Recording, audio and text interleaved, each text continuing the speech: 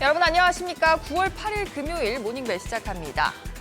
중국 정부가 자국 내 비료업체에 요소 수출 중단을 지시했습니다. 지난 2021년 중국이 요소 수출을 제한하면서 앞서 요소수 대란을 겪은 우리나라는 긴장할 수밖에 없습니다. 우선 글로벌 증시 상황 먼저 보겠습니다. 고유미 캐스터, 뉴욕 증시가 혼조세로 마감했죠. 네, 뉴욕 증시 부진한 흐름을 이어가는 모습입니다. 3대 지수 혼조세로 마감했는데요. 다우지수가 홀로 0.17% 올랐고요. 기술주의 약세가 계속되면서 나스닥 지수는 4일 연속 하락했습니다. 0.89% 떨어졌고요. S&P 500 지수도 0.32% 하락했습니다. 시총 상위 종목도 확인해 보시죠. 중국 정부가 아이폰 사용을 금지했다는 소식에 애플이 이틀 연속 큰 폭으로 떨어졌습니다. 중국 당국은 정부 기관 소속 공무원들에게 아이폰을 업무에 사용하거나 사무실에 가져오지 말라고 지시한 것으로 알려졌는데요. 블룸버그에 따르면 이와 같은 조치를 공공기관이나 국영기업으로 확대하려는 조짐도 나타나고 있는 것으로 보입니다. 애플 외에도 마이크로소프트 0.89%, 엔비디아 1.74% 하락했습니다. 시총 10위까지도 보시죠. 테슬라와 메타가 0.17% 하락했고요. 버크셔 해서웨이는 0.05%, 일라이릴리는 2.37% 올랐습니다. 전날과 마찬가지로 기술 섹터가 약세를 보였습니다. 대체로 빨간빛을 띠고 있죠. 그중에서도 애플이 쨍한 빨간빛을 띠며 기술주 약세를 주도했습니다. 엔비디아를 비롯한 반도체주도 부진한 모습입니다.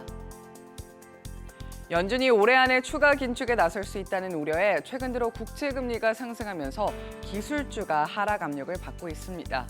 여기에 고용시장이 여전히 강하다는 것을 시사하는 지표까지 나오면서 연준의 금리 인상 가능성은 더욱 커졌는데요.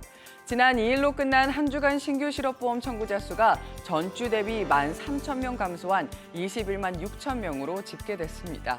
이는 지난 2월 이후 가장 적은 수준으로 월스트리트 저널이 집계한 전문가 예상치인 23만 명도 밑돌았습니다. 고용시장이 예상보다 강한 모습을 보이면서 연준이 추가 금리 인상에 나설 수 있다는 우려가 강화됐는데요. 금리 선물 시장은 연준이 오는 9월 FOMC에서는 금리를 인상할 가능성보다는 동결할 가능성을 여전히 더 높게 보고 있습니다. 다만 11월 회의에서 인상할 것이라는 시각은 적지 않은데요. 0.25%포인트 인상 가능성이 41.7%, 0.5%포인트 인상 가능성이 2.8%로 도합 약 45%에 달합니다. 앞으로 물가와 고용 지표가 어떻게 나오는지에 따라 추가 금리 인상 가능성이 절반을 넘을 수 있다는 의미죠. 이런 가운데 제임스 블러드 전 세인트루이스 연은 총재도 추가 금리 인상 가능성을 인정했습니다. 인플레이션 수치가 한동안 높은 수준에 머물 것으로 예상되기 때문이라고 말했는데요. 이는 연준이 금리를 더 인상해야 한다는 의미일 수 있다고 경고했습니다. 유럽 주요국 증시도 혼조세로 마감했습니다. 독일 닥스 지수가 0.14% 하락했고요. 영국 푸시 지수와 프랑스 카크 지수는 각각 0.21%, 0.03% 소폭 올랐습니다. 아시아 증시는 일제히 하락불을 켰습니다.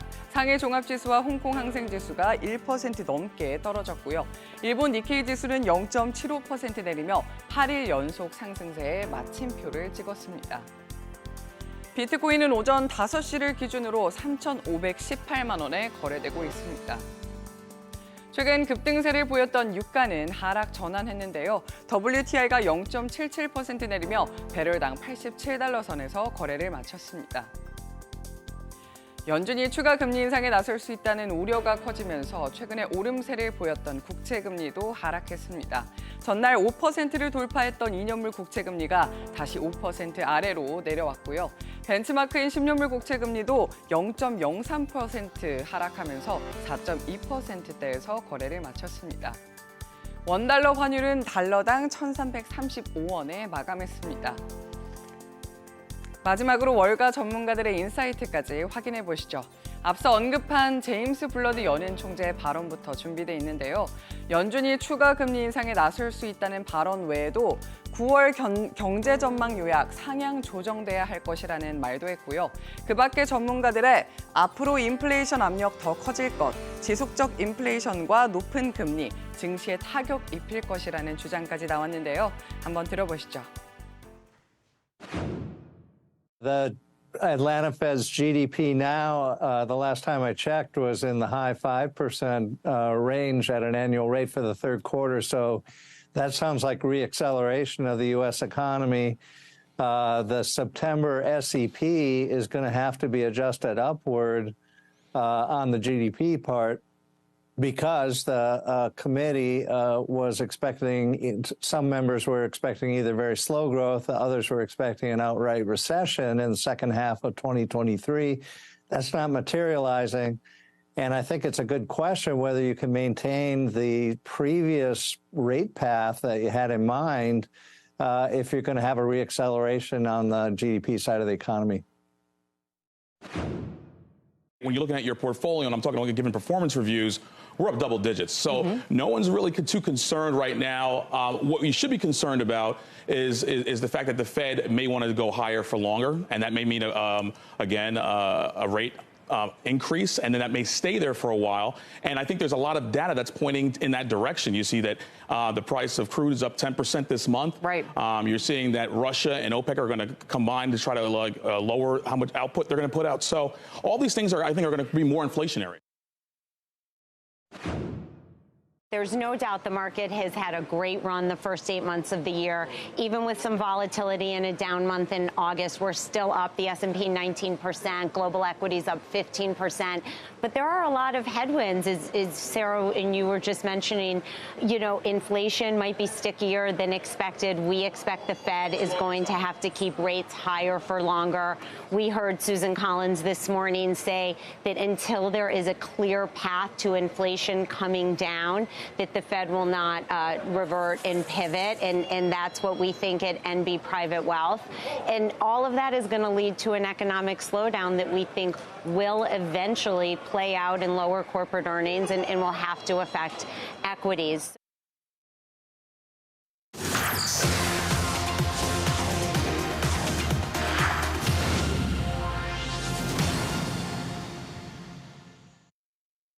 네, 기자가 콕 집어 전하는 뉴스픽입니다. 중국 정부가 비료 회사들에게 요소 수출 중단을 지시한 것으로 전해졌습니다. 지난 2021년 한국에서 발생한 요소수 품귀 대란 또다시 발생할지 주목되는 상황인데요. 오늘 뉴스픽 윤지혜 기자와 요소수 이야기 해보겠습니다. 윤 기자, 요소수 만들 때 꼭 필요한 게 요소인데 중국 정부가 이것도 통제를 한다고요? 네, 또다시 수출 통제를 하고 나선 게 아니냐 이런 상황이 됐는데요. 블룸버그 통신은 중국 정부가 자국 내 비료 업체들에게 요소 수출 중단을 지시했다고 7일 보도했습니다. 이번 달 초부터 실제로 중국의 대형 비료 업체들이 신규 수출 계약도 체결하고 있지 않은 상황으로 알려졌는데요. 중국의 장저우 상품거래소에서 요소 선물 가격이 6월 중순부터 7월 말까지 50%나 급등을 한 뒤 등락을 계속 거듭하고 있는데, 이처럼 중국 당국이 이 같은 가격 급등이 수출 물량으로 인한 중국 내 공급 부족 때문이라고 판단을 하고 수급 불균형을 맞추기 위해서 통제에 나선 것으로 분석됩니다. 자국 내에서 소비할 것도 없다, 약간 이런 판단인 것 같은데요. 근데 중국은 사실 세계 최대 요소 생산국인데 이렇게 되면 여파가 상당하지 않을까요? 맞습니다. 글로벌 어떤 시장 영향이 굉장히 클 것으로 보이는데요. 세계 곳곳에서 상품 부족 현상과 가격 상승을 촉발할 가능성이 있습니다. 중국산 요소를 또 특히 가장 많이 수입하는 국가는 인도, 한국, 호주 등 정도입니다. 2021년을 떠올리지 않을 수 없는데요. 당시 중국은 비료 수급난이 닥치자 요소 수출을 통제했습니다. 그 여파로 한국에서는 차량용 요소수 가격이 뛰고 품귀 현상이 빚어졌습니다. 경유 차량에는 매연 저감 장치를 설치하고 요소수를 필수적으로 사용을 하고 있기 때문에 소비자들이 느끼는 체감하는 타격이 굉장히 컸습니다. 그렇죠. 요소수가 또 디젤차의 배출가스를 줄이는 그런 역할을 하는 액체이기 때문에 네. 우리나라의 중국에 대한 요소 의존도가 아직도 그렇게 높나요? 네, 높습니다. 사실 그동안 국내 업체들이 수입처를 다변화하려고 애써왔지만 결국에는 최근 중국산 요소수에 대한 의존도가 다시 커졌습니다. 화면 보시는 것처럼 올해 상반기 중국산 요소 수입 비중이 89%로 90% 가까이 집계가 됐는데, 사실 2021년 71%에서 지난해 66%까지 끌어내렸는데 올해 다시 비중이 커진 겁니다. 나머지는 베트남이나 인도네시아 순으로 미미하게 수입을 하고 있는 상황인데, 중국산 요소의 가격 경쟁력이 결국에는 압도적이다 보니까 국내 업체들이 올해 들어서 다시 중국산을 선호하기 시작했기 때문입니다. 그렇다면 뭐 이번 중국의 조치 국내 기업들에게도 좀 타격이 크겠어요. 네, 일단은 이 롯데 정밀화학이나 KG 케미칼 등이 이 한국의 석유화학 회사들이 중국산 요소를 수입해서 농업용 비료와 경유 차량에 들어가는 요소수를 생산하는 구조입니다. 2021년 요소수 품귀 대란 당시 평소 10리터당 10,000원 수준이었던 요소수 가격이 10배 가까이 치솟기도 했는데요. 중국 정부가 다시 요소 수출을 금지한다는 소식에 국내 운송업계는 촉각을 곤두세우고 있습니다. 다만 그간 요소 비축을 늘렸고 또 2021년 전례가 있었기 때문에 그 이후로 대체 수입선도 확보를 했습니다. 그때와 같은 대우란 적을 것이다라는 정부의 관측과 입장이 나오고 있습니다. 뭐 그러기를 바라는데 그래도 이제 대비는 해야 되니까요. 요소수 가격이 또 뛸 가능성은 그래도 있는 거잖아요. 네, 그리고 결국에는 우리가 항상 이런 얘기를 하면 원료 중심으로 가격이 급등하면서 결국에는 완제품에도 영향을 미치는 게 문제가 되는데요. 농산물 생산 비용이 증가해서 고공행진을 거듭 중인 신선식품 물가에 또 다른 부담의 요인이 되지 않을까 걱정입니다. 한국의 농가에서도 이 사용하는 비료값도 국제 요소 가격을 따라서 같이 올라갈 수가 있기 때문입니다. 네. 일부에서는 저희가 이렇게 원료라든지 이런 광물 얘기를 하게 되는데 일부에서는 이 미중 갈등이 격화되는 상황에 중국이 그렇다면 또다시 요소수를 자원 무기화하는 거 아니냐라는 우려까지 나오는데요. 이처럼 변수가 많기 때문에 중국의 요소 생산량이 압도적인 만큼 글로벌 시장에서 공급 상황 그리고 가격에 어떤 변화가 나타날지는 계속 지켜봐야 할 것 같습니다. 최근 뭐 국제유가 급등에 이어서 이번엔 요소까지 좀 어려움이 가중되고 있는 그런 모습인 것 같습니다. 네. 잘 들었습니다. SK하이닉스의 메모리 반도체가 중국 화웨이의 신형 휴대전화에 사용됐다라는 보도가 나왔습니다. SK하이닉스는 그런 일이 없다라면서 조사에 나섰는데요. 자세한 내용 취재기자 연결해서 들어보겠습니다. 이한나 기자. 네, 이한나입니다. 네, 화웨이가 SK하이닉스의 메모리 반도체 이걸 사용해서 스마트폰을 만들었다고요? 네, 현지 시간 7일 블룸버그 통신이 반도체 컨설팅 업체 테크인사이트에 의뢰한 결과인데요. 화웨이의 메이트 60 프로를 해체해서 분석했더니 부품 중에 SK하이닉스의 스마트폰용 D램과 낸드 플래시가 포함되어 있었습니다. 블룸버그는 SK하이닉스가 이 화웨이 스마트폰에 부품을 공급한 유일한 글로벌 공급업체라고 밝혔습니다. 메이트 60 프로는 화웨이가 7나노미터 공정 프로세서를 적용해 개발한 신형 스마트폰인데요. 미국의 제재에도 중국이 이런 최신 제품을 생산했다는 점에서 이목을 끌고 있습니다. 때문에 최근 화웨이에 대한 조사가 필요하다는 이야기까지 나왔는데요. 마이클 맥콜 미국 하원 외교위원장은 화웨이의 이 스마트폰에 적용된 반도체를 중국 파운드리 업체 SMIC가 개발하는 과정에서 미국의 제재 위반 사례가 있었는지 조사해야 한다고 주장한 바 있습니다. 당사자의 이야기도 들어봐야겠죠. SK하이닉스는 여기에 대해서 뭐라고 하고 있습니까? 네, SK하이닉스는 화웨이에 대한 미국의 제재 조치가 도입된 이후 화웨이와 더는 거래하지 않고 있다고 밝혔습니다. 또 SK하이닉스는 미국 정부의 수출 규제 조치를 철저하게 준수하고 있다고 강조했는데요. 회사는 이번 사안을 자세히 파악하기 위해 조사에 들어가면서 미국 상무부 산업안보국에도 신고했습니다. SBS 비즈 이한나입니다. 테슬라가 힐튼 월드와이드 홀딩스와 제휴를 맺고 미국과 캐나다, 멕시코 등 북미 호텔에 전기자동차 충전기를 설치합니다. 현지 시간 7일 CNBC에 따르면 두 회사는 내년부터 2025년까지 2만 개의 전기차 충전기를 북미 지역의 2,000개 힐튼 호텔에 설치하기로 했습니다. 이번 조치로 전기차 충전 분야에서 테슬라의 지배력이 확대되는 한편 힐튼 호텔의 전기차 충전 네트워크는 숙박업 회사 중 최대 규모가 될 전망입니다. JP 모건 체이스가 전 세계 비만 치료제 시장이 2030년까지 약 330억 달러, 44조 원 규모에 달할 것이라며 노보 노디스카 이 시장의 거의 절반을 차지할 것으로 내다봤습니다. 블룸버그에 따르면 JP 모건 체이스는 전체 비만 치료제 시장을 2030년 330억 달러, 2032년 710억 달러, 우리 돈 94조 원으로 추산했습니다. 또 덴마크 제약회사인 노보 노디스크가 전 세계적인 비만과 심혈관 질환 치료 방식의 변화에 따른 최대 수혜자가 될 것으로 내다봤습니다. 중국의 주요 은행들이 첫 주택 매수자에 대한 기존 주택담보대출 금리를 인하한다고 발표했습니다. 중국 공상은행은 오늘 첫 주택담보대출 금리 인하에 관한 인민은행과 국가금융감독관리총국의 요구에 따라 기존 대출 고객과 금리를 협상 조정할 것이라고 밝혔습니다.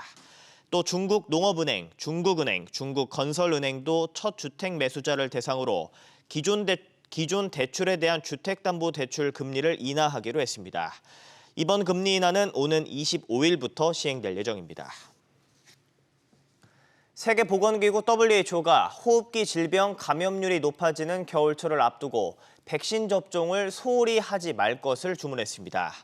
테워드로스 아다놈 거브로에수스 WHO 사무총장은 중동과 아시아 일부 지역에선 코로나19 관련 사망자가 다시 증가세를 보이고 유럽에선 중환자실 입원자 수가 늘었다고 지적했습니다. 테워드로스 총장은 고령층을 비롯해 고위험군에 해당하는 사람들은 추가 접종을 꺼리지 말고 꼭 받길 바란다고 당부했습니다.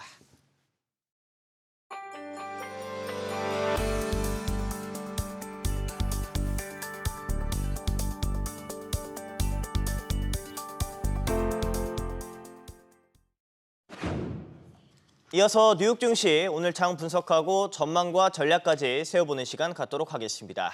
레몬리서치 김민수 대표 전화로 연결돼 있습니다. 안녕하십니까? 네, 안녕하십니까? 뉴욕 증시가 긴축 경계감이 커지면서 혼조세로 마감했습니다. 일단 예상보다 강한 경제 지표, 또 유가, 국채 금리가 오름세를 보이면서 긴축에 대한 경계감이 높아졌다고 볼 수가 있습니다. 오늘 장 어떻게 보셨습니까? 네, 오늘 미국 증시는 다우지수는 약간 선전했지만 역시 기술주 중심으로 낙폭을 키우면서 아무래도 최근에 나오는 매크로 지표가 어떤 기술주 중심의 부담이 크다라는 부분들을 여전히 보여줬다고 생각됩니다. 특히 달러가 105대까지 진입하는 강세에 이어지고 있고요. 10년물 국채금리 4.25대, 물론 살짝 낮아지긴 했지만 여전히 4.3대 부근은 연중 최고치다라는 쪽으로 바라볼 수 있는데, 그와 함께 또 유가죠. 86.7달러 WTI 기준으로 살짝 밀렸어도 여전히 높은 수준. 이 세 가지만 본다고 하더라도 미국 증시가 좀 두려워하는 여러 가지 매크로 지표에 대한 모습들이 그대로 나타나고 있다. 이런 쪽에서 아무래도 기술주에 대한 부담은 좀 더 커진다라고 봐야 될 것 같고요.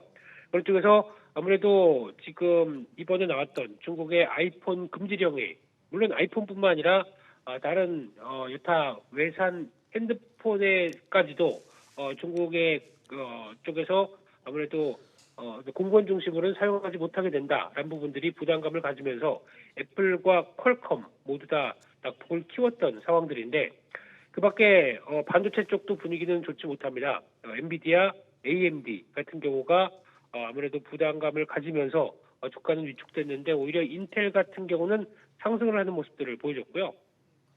그런 쪽에서 아무래도 최근에 나오고 있는 지표들이 오히려 생각보다 좋다라는 쪽에 대한 부담감과, 또 이제 13일이죠. 8월달 CPI가 발표될 예정인데 예상보다 최근 들어서 나오는 쪽은 물가 수준이 높다라는 쪽에 다시 반등한다라는 쪽에서 시장 흐름들이 나오다 보니까 아무래도 9월달은 동결할 가능성이 높다고 하더라도 11월달은 아직 잘 모르겠다. 특히 이제 동결 가능성 전망이 CME 패드웨치에서 보게 되면 55%대까지 밖에 안 되는 만큼 확신을 주지 못하고 있는 상황이다 보니까 그에 따른 부담감도 크다라고 봐야 될 것 같고요. 그런 쪽에서 아무래도 지금 시장을 바라보는 시각들은 주가, 특히 위험자산 쪽으로의 어떤 드라이브가 걸리기 위해서는 지금 나오고 있는 매크로 지표, 특히 금리 중심으로는 어느 정도 안정을 받아야 되는 게 아니냐라는 관점들이 높기 때문에 시장이 아직까지는 관망 또는 오히려 좀 불안감을 키우고 있다, 이런 쪽으로 봐야 될 것 같습니다. 네, 개별 종목 이야기도 해보겠습니다. 조금 전 설명해 주신 대로 신제품 출시를 앞둔 애플이 중국발 악재에 날벼락을 맞은 모습입니다. 중국의 아이폰 사용 금지령, 또 화웨이 신제품이 상당히 인기를 끌고 있고, 또 유럽연합 EU의 규제까지 겹치면서 주가가 지금 이틀 연속 급락했습니다. 파장이 얼마나 될지 어떻게 전략 세우면 좋을까요? 네, 몇 가지 악재가 같이 겹치다 보니까 애플의 주가가 힘을 못 쓰는 모습들이 이틀째 나오고 있습니다. 가장 먼저 앞서 말씀드렸던 중국에서의 아이폰 금지령 관련된 부분들과 함께, 또 하나 유럽 쪽에서는 빅테크 기업의 특별 규제 관련 기업에 대해서 발표를 했는데 특히 게이트키퍼라고 하는 디지털 시장법에 대한 규제 명단이 발표가 됐죠. 근데 그 중에서 미국 기업 빅테크들이 대부분 들어가면서 그중에 애플이 들어가 있다라는 쪽도 유럽의 규제가 그대로 또 노출이 돼 있구나라는 쪽으로 바라보고 있는데 또 하나 가장 중요한 거는 지금 중국에서는 약간 거차이라고 하죠. 아무래도 애국에 대한 관점이 높아지는 가운데 그에 따라서 중국의 자국의 스마트폰을 쓰려는 욕구들이 좀 높은 상황 속에서 이번에 화웨이에서 발표됐던 메이트 60 같은 경우가 상당한 인기를 끌다 보니까 그에 따라서 애플이 차지하는 위치가 많이 줄어들 수 있다. 이런 부분들도 압박을 가한다고 봐야 될 것 같은데요. 특히 애플 같은 경우는 중국 시장에서 전체 매출의 한 19%까지 차지할 정도로 어느 정도 아끼는 시장이었는데 이와 같은 반응이 나온다라고 하게 되면 아무래도 최소 1,000만 대는 못 파는 게 아니냐라는 부담감이 있기 때문에 시장에서는 어떤 그에 따른 변화를 좀 더 부정적으로 바라보고 있는 상황들인데 하지만 지금은 벌어지는 예상보다는 아무래도 판매량과 관련된 부분들을 직접 확인할 필요가 있다라는 쪽에서 일단 지금 추가적인 탄력 악화보다는 시장 분위기는 판매량 보고 그리고 또 그에 따른 변화 보고 대응할 가능성이 높기 때문에 추가 하락보다는 오히려 다음의 변화를 기대하지 않을까 이렇게 생각되고 있습니다. 네, 다음 나올 애플의 실적 또한 관심이 쏠리고 있습니다. 지금까지 김민수 레몬리서치 대표였습니다. 오늘 말씀 고맙습니다.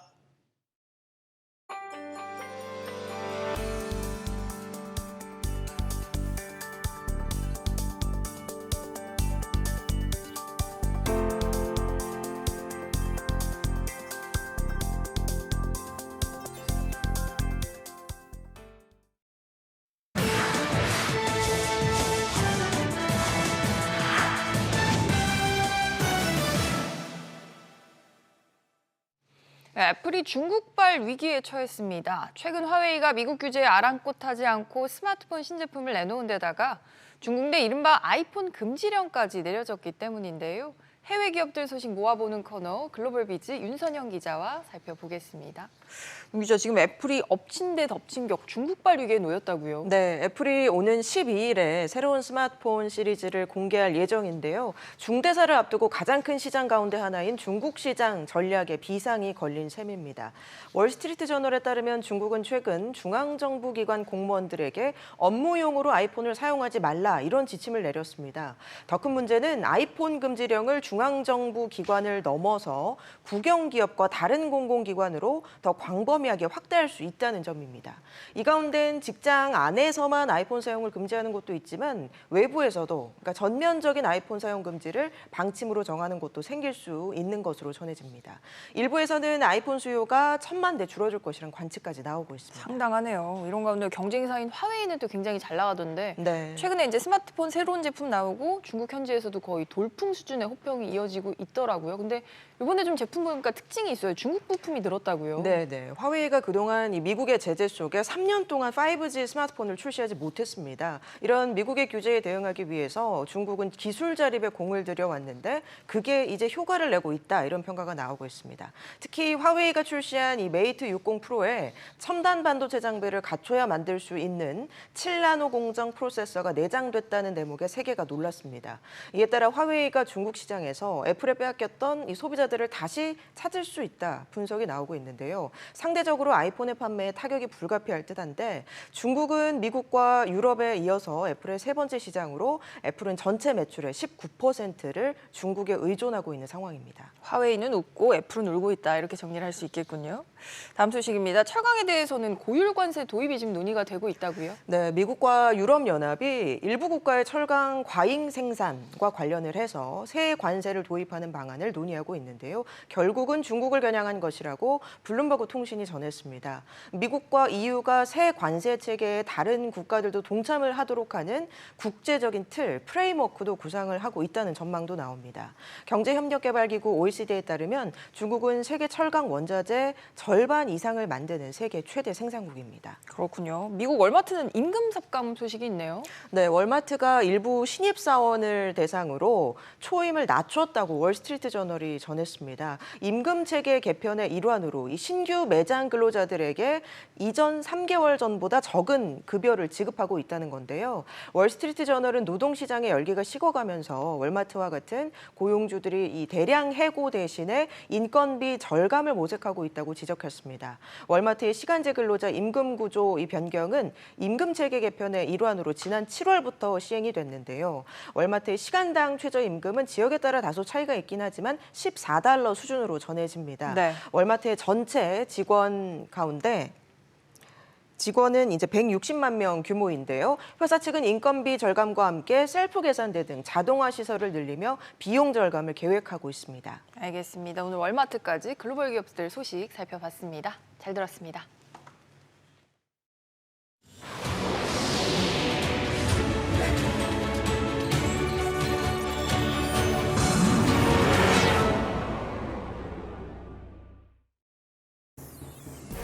나스닥이 나흘째 하락하는 등 뉴욕 증시 주요 지수가 혼조세로 마쳤습니다. 중국 당국의 아이폰 금지령 보도로 글로벌 시가총액 1위 애플의 주가가 급락하면서 기술주 중심으로 투자 심리가 악화됐습니다. 중국 정부가 자국 내 비료업체에 요소 수출 중단을 지시했습니다. 블룸버그 통신은 중국 정부의 지시에 따라 중국 대형 비료 제조업체 일부가 이달 초부터 신규 수출 계약을 체결하지 않고 있다고 전했습니다. 7나노 반도체 기술로 화제를 모았던 중국 화웨이의 신형 스마트폰에 SK하이닉스의 반도체가 사용된 것으로 확인됐습니다. SK하이닉스는 미국의 제재 조치가 도입된 이후 화웨이와 거래한 사실이 없다면서 경위 파악에 들어갔습니다.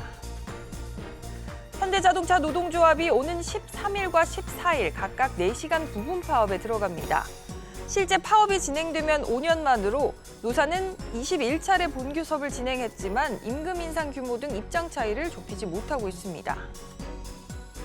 절기상 이슬이 내리기 시작한다는 백로인 오늘은 전국이 대체로 맑고 큰 일교차를 보이겠습니다. 강원 영동과 경상권, 제주도는 가끔 구름이 많겠습니다.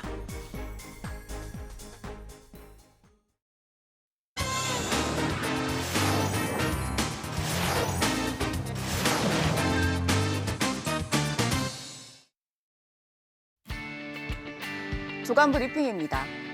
중앙일보는 미국의 물가 안정세가 착시일 수 있다는 우려가 커지고 있다고 보도했습니다. 국제 유가가 상승세를 타고 있는 데다 미국의 서비스업 구매 관리자 지수 PMI가 54.5로 예상치와 전월치를 모두 웃돌면서 확장세를 이어가고 있기 때문입니다. 블룸버그는 연준이 인플레이션 헤드 페이크, 다시 말해 지표나 가격 등이 갑자기 방향을 트는 현상을 무시할 수 없다며 물가 안정세가 착시일 수 있다고 지적했습니다. 블룸버그는 특히 미국의 예상을 웃도는 경제 성장률 호조 같은 변수가 인플레이션을 부추길 수 있다고 봤습니다. 연준 인사는 헤드페이크 가능성을 고려해 향후 데이터를 지켜본다는 입장입니다.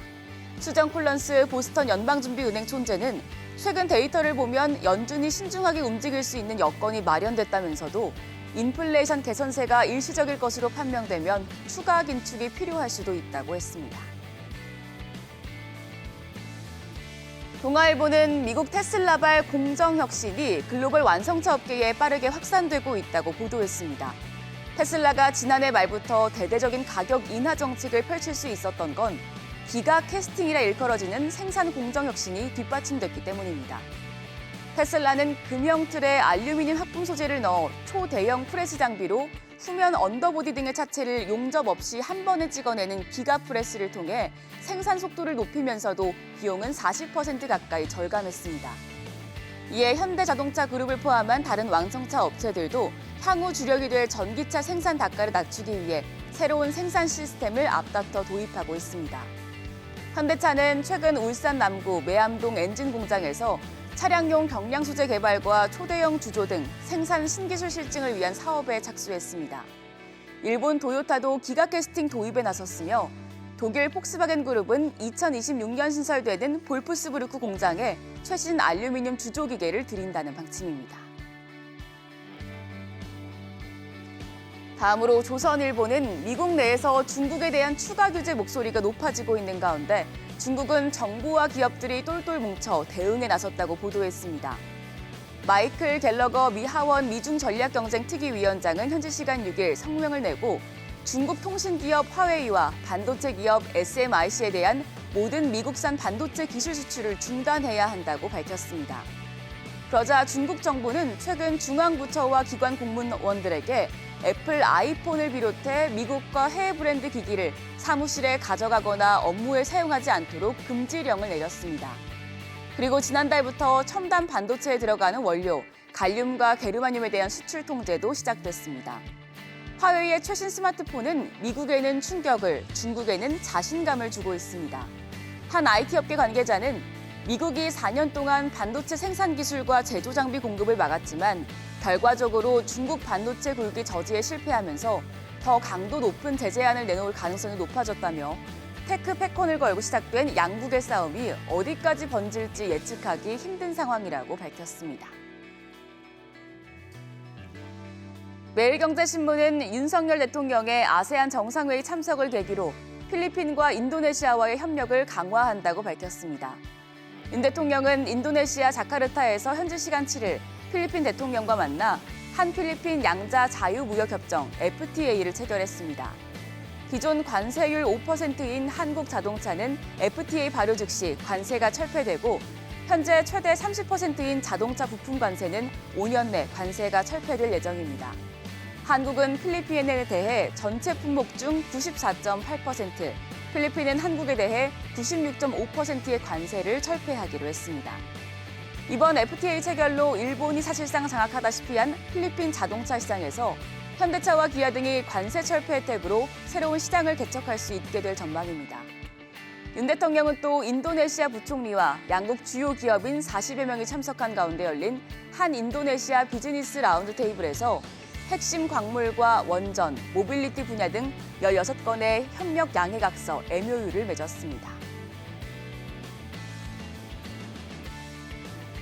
마지막으로 동아일보는 글로벌 투자은행들이 한국 경제를 바라보는 눈높이를 잇따라 낮추고 있다고 보도했습니다.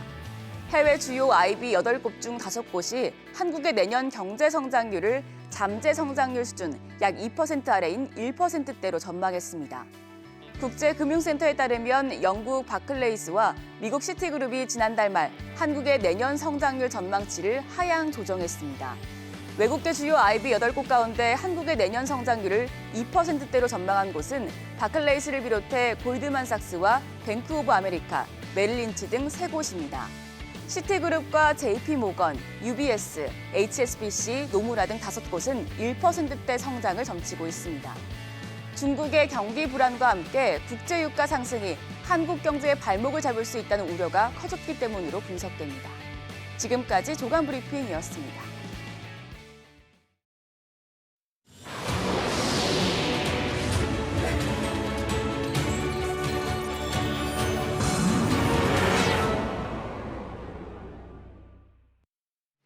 원자력안전위원회가 경북 울진 신한울 원자력발전소 2호기의 운영 허가를 의결했습니다. 이에 따라 한국수력원자력은 신한울 2호기의 연료를 장전하고 이르면 이달 말부터 6개월여에 걸친 시운전 시험에 착수할 수 있게 됐습니다.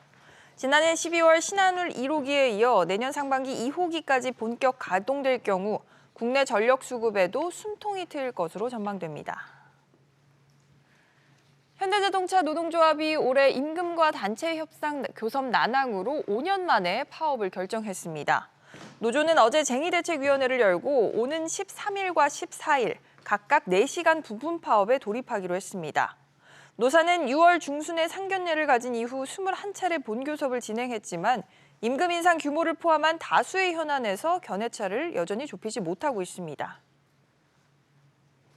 절기상 이슬이 내리기 시작한다는 백로인 오늘은 전국이 대체로 맑고 또 큰 일교차를 보이겠습니다.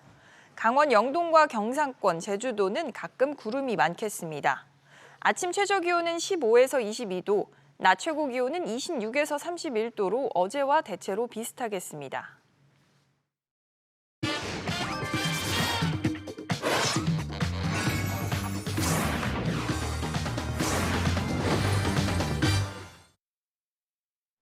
오늘의 주요한 뉴스 키워드로 알아보겠습니다. 오늘도 김대호 박사와 함께합니다. 박사님, 안녕하세요. 네, 반갑습니다. 첫 번째 키워드부터 확인하시죠. 애플 날벼락. 애플 주가가 이틀 연속 급락했습니다. 지금 날벼락을 맞은 모습이에요. 예, 중국의 아주 집요하고 매우 과학적인 미국에 대한 보복이 시작됐다 이렇게 볼 수가 있는데요. 네. 지금 중국 당국이 공무원들에게 정확하게는 외국산 휴대폰, 스마트폰을 들고 오거나 업무에 사용하지 말라 이렇게 지시를 했다는 것이거든요. 네. 왜 제가 했다는 것이다라고 말씀드리냐면 중국 정부는 아직도 여기에 대해서 아무런 입장을 내고 있지 않습니다. 네. NCND 언론 보도가 이어지고 있음에도 불구하고 모르쇠로 일관하고 있습니다. 그게 더 무서워요. 그렇습니다. 시인도 하지 않고 부인도 하지 않는. 자, 그런데 이 대목에요. 지금 우리나라 언론들은 애플 걱정만 하고 있는데 네. 사실은 중국 언론의 보도를 자세히 뜯어보면 애플 아이폰을 금지했다는 얘기가 구체적으로 없고요. 외국산이라고만 되어 있습니다. 그리고 일부 해설 기사에 보면 애플 아이폰, 삼성전자 갤럭시라고 분명히 명기가 되어 있어요. 우리는 왜 애플만 걱정하고 삼성전자 갤럭시는 걱정을 하지 않을까? 알다가도 모를 일인데 이게 아마 미국 언론만 보고 소식을 전하다 보니까 이런 얘기가 나온 것 같습니다. 네. 미국의 월스트리트 저널이나 블룸버그는 애플 걱정하는 게 뭐 당연할 수도 있죠. 저희가 그럼 삼성 걱정하죠 이제. 그래서 삼성전자도 애플과 마찬가지로 심각한 지금 위기를 맞고 있다 이렇게 볼 수가 있는데요. 네. 자, 지금 그런데 삼성은 지금 중국에서의 이 갤럭시 스마트폰 점유율이 1% 정도로 떨어져 있습니다. 네. 한때는 애플을 앞서서 삼성이 1등이었었어요. 그런데 어느 사이 계속 줄어서 지금 1%니까 이 정도면 뭐 별 충격이 없다. 이렇게 생각해서 언론에서 보도 안 할 수도 있죠. 그러나 1%도 적지가 않고요. 또 삼성전자가 최근에 만든 이 폴드볼 폰, 이것이 폴드볼 폰은 미국에서 안 팔립니다. 지금 미국은 폴드볼 폰 유행이 오지 않았어요. 네. 그러다 보니까 거의 대부분은 한국과 중국에서 팔리고 있는데 삼성전자가 폴드볼 폰 이 판매를 늘리기 위해서 중국 기호에 맞는 폴드볼 폰을 개발을 했고 또 중국에서 대대적인 선전까지 한 상황이거든요. 이런 상황에서 외국산 스마트폰 금지령이 떨어졌다는 것은 삼성에도 날벼락이다 이렇게 그렇죠. 볼 수가 있거든요. 네. 자, 중국은 왜 이렇게 하느냐? 한마디로 미국에 대한 보복인데요. 미국이 화웨이 제품, 화웨이도 스마트폰의 애플의 최대 경쟁자입니다. 또 틱톡이라는 이 플랫폼, SNS 여기에 대해서도 지금 미국이 안보상의 이유로 미국 공공기관에서 사용을 금지하고 있습니다.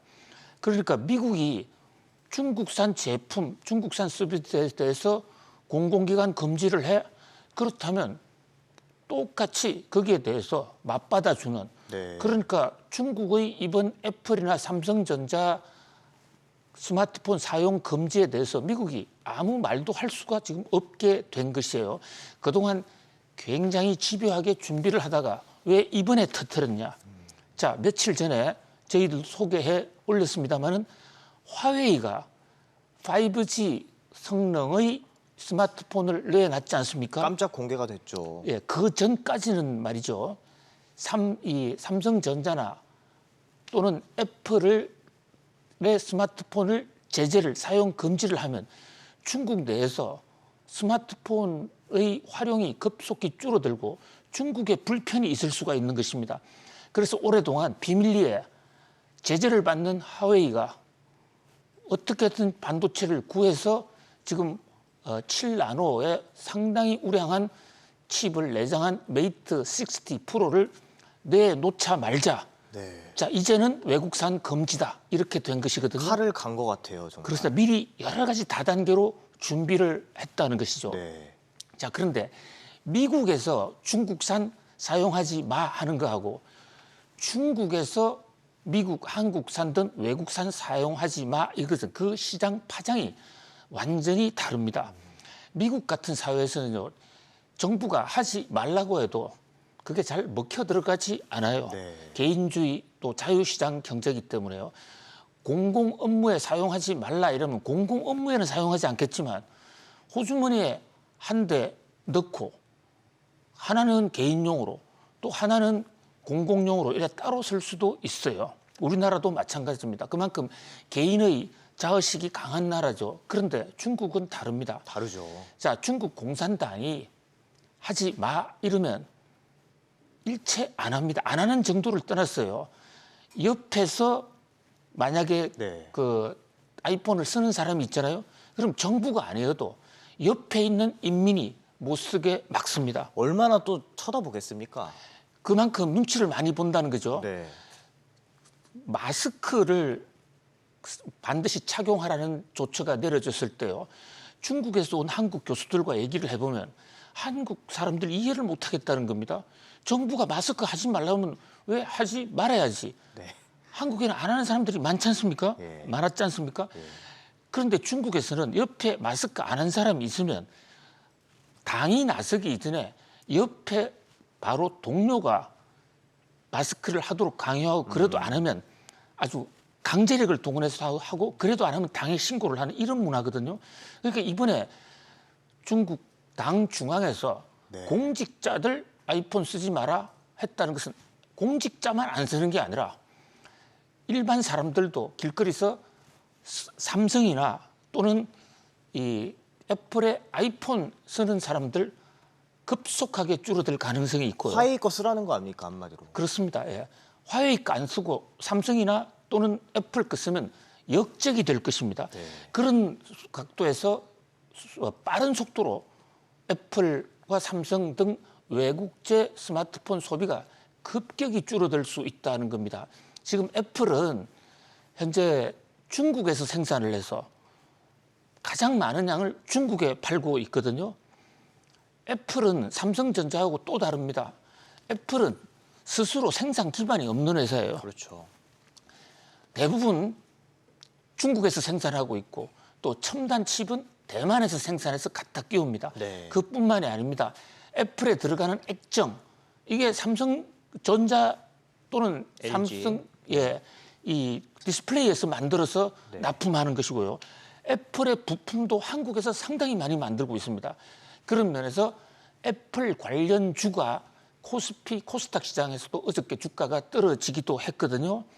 어쨌든 이번 사건은 단순한 애플에 대한 제재를 넘어서서 중국이 그동안에 준비하고 칼 갈아왔던 미국의 공격에 대한 보복의 한 단면을 그 마술을 드러냈다. 그런 면에서 대단히 중요한 사건으로 볼 수가 있습니다. 네. 아직도 뭐 애플의 주가가 3% 또 어제 4% 급락했다. 이것은 급락이라고 보기도 어려운 수준이에요.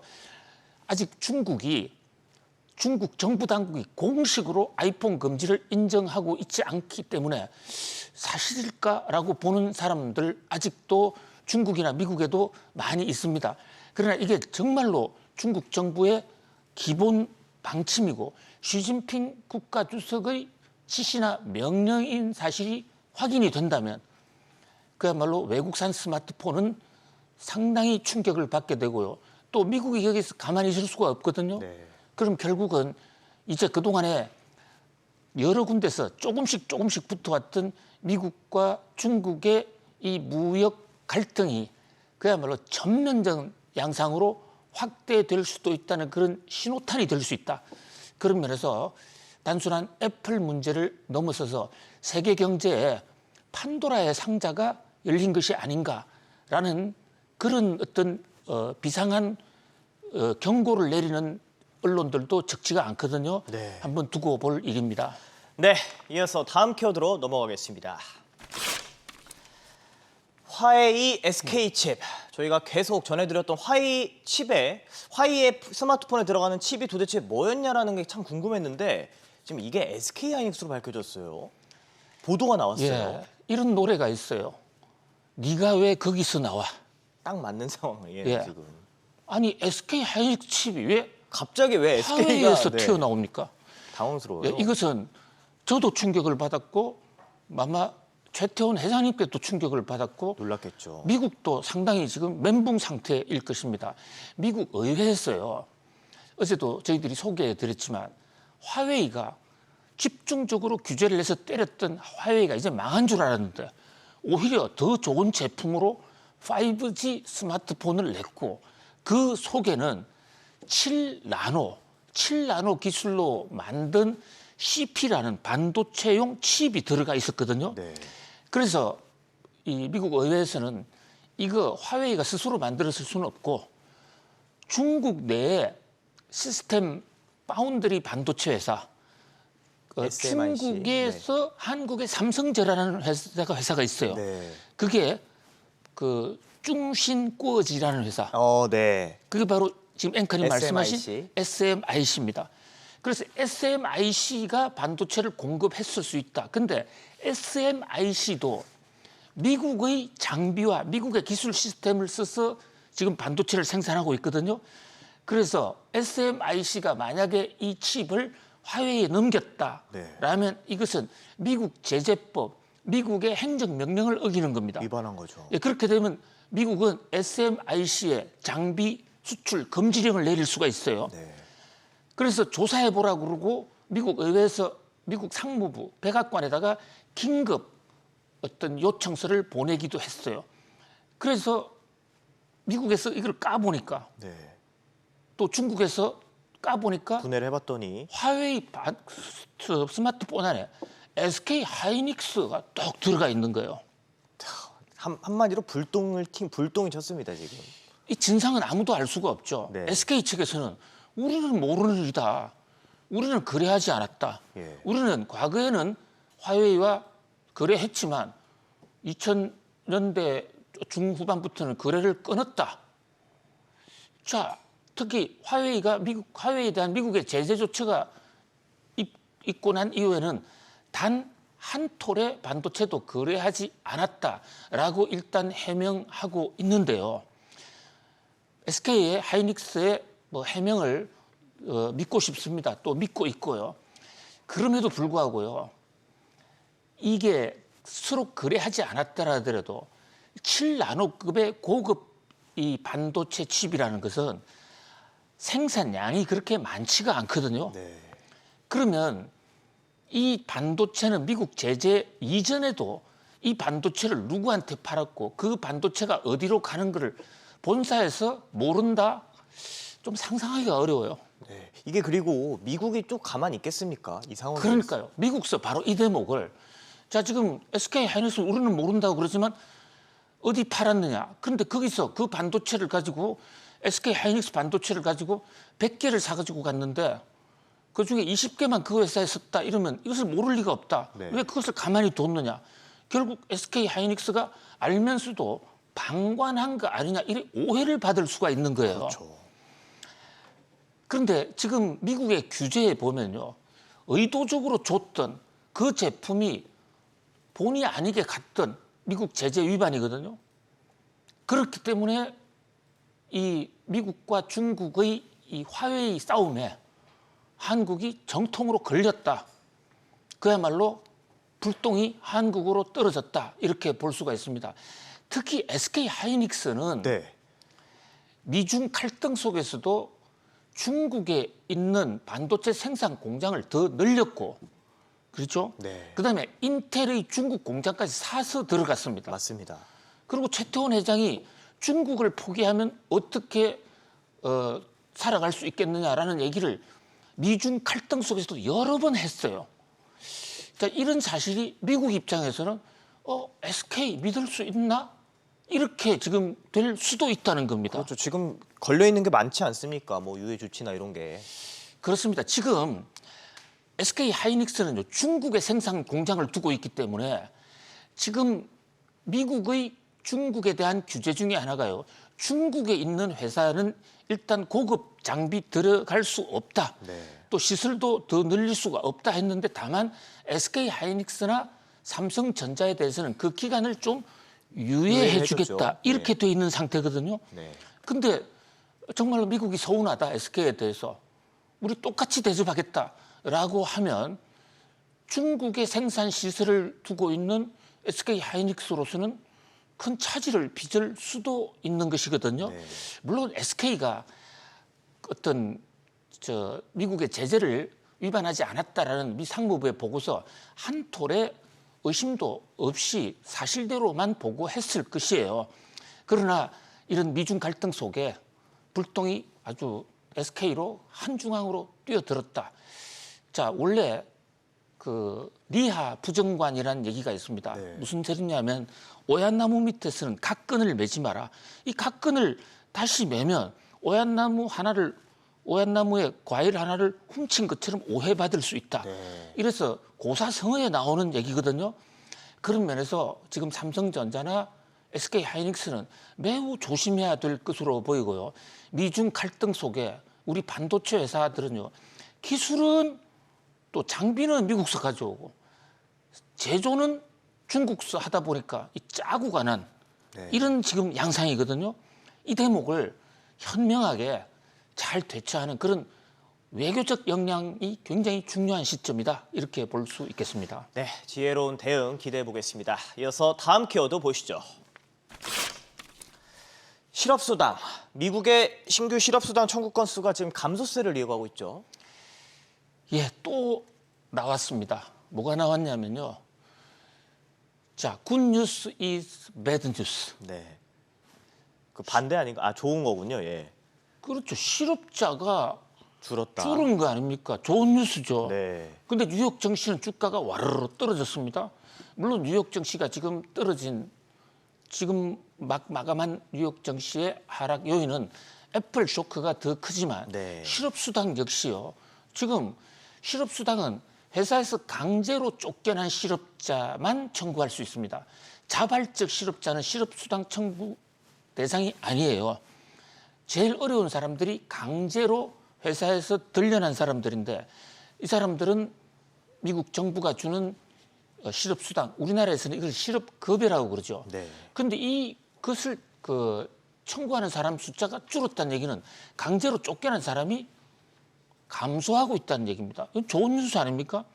그런데 뉴욕 증시가 여기에 왜 아주 신경질적으로 반응을 하느냐. 자, 지금 지난주에만 하더라도요.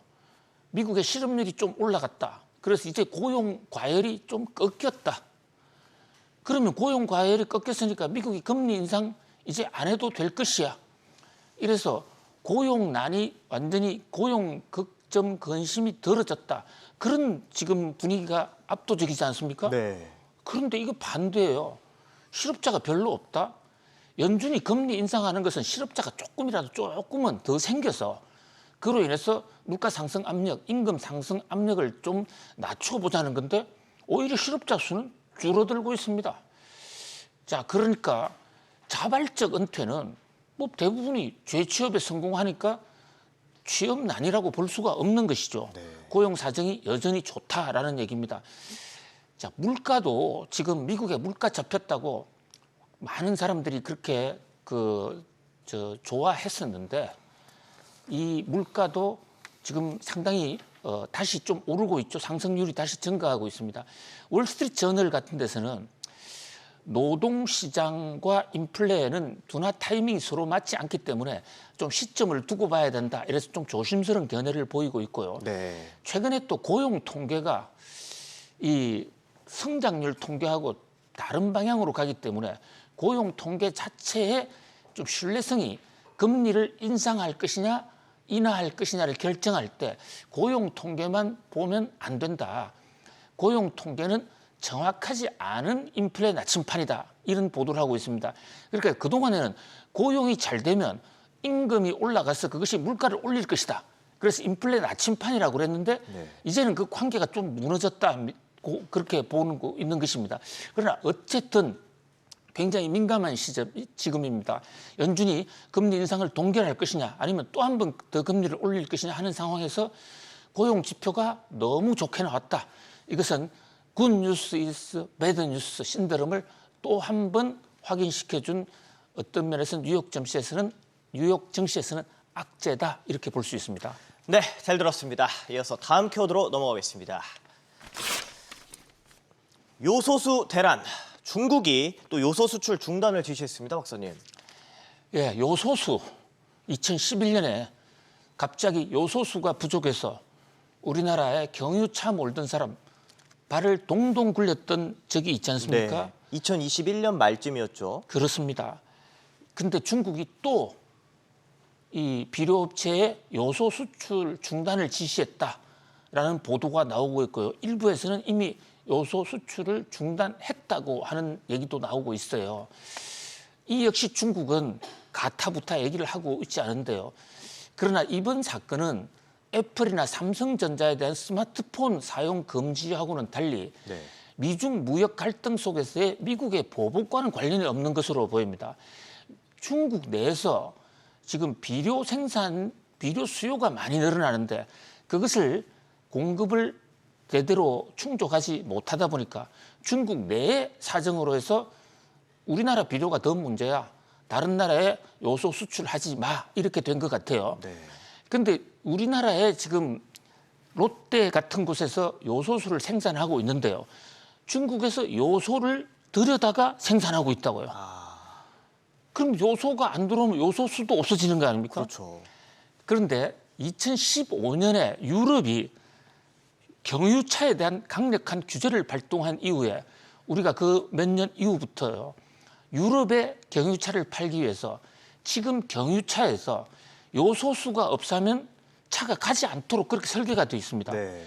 요소수는 디젤이 산화할 때 정화시켜줘서 탄소 배출량을 줄이는 공기 정화에 굉장히 필수적인 요소인데 가격은 얼마 안 됩니다만 꼭 필요한 것이죠. 자, 그런데 이것을 수출 중단한다? 그러면 우리나라의 많은 차들은 지금 요소수가 필수로 돼 있는데 이 요소를 어디서 구해야 오느냐? 물론 그동안에 2021년 사건 이후에 대체제가 필요하다고 그래서 다른 나라에서 좀 들여오고는 있습니다만 아직도 중국 의존도가 압도적이거든요. 네. 자, 이런 걸 보면서 우리 빨리 원자재나 이런 필수재 또는 히토류 자립하지 않고서는 한국의 미래가 없다. 공급망이 무너진 상태에서 우리 스스로 공급망 다양화나 우리 자립을 하지 않고서는 산업의 안전을 보호할 수 없다. 그런 면에서 요소수뿐만이 아니라 우리 산업 전반에 대한 어떤 공급망 검토가 필요하다고 보겠습니다.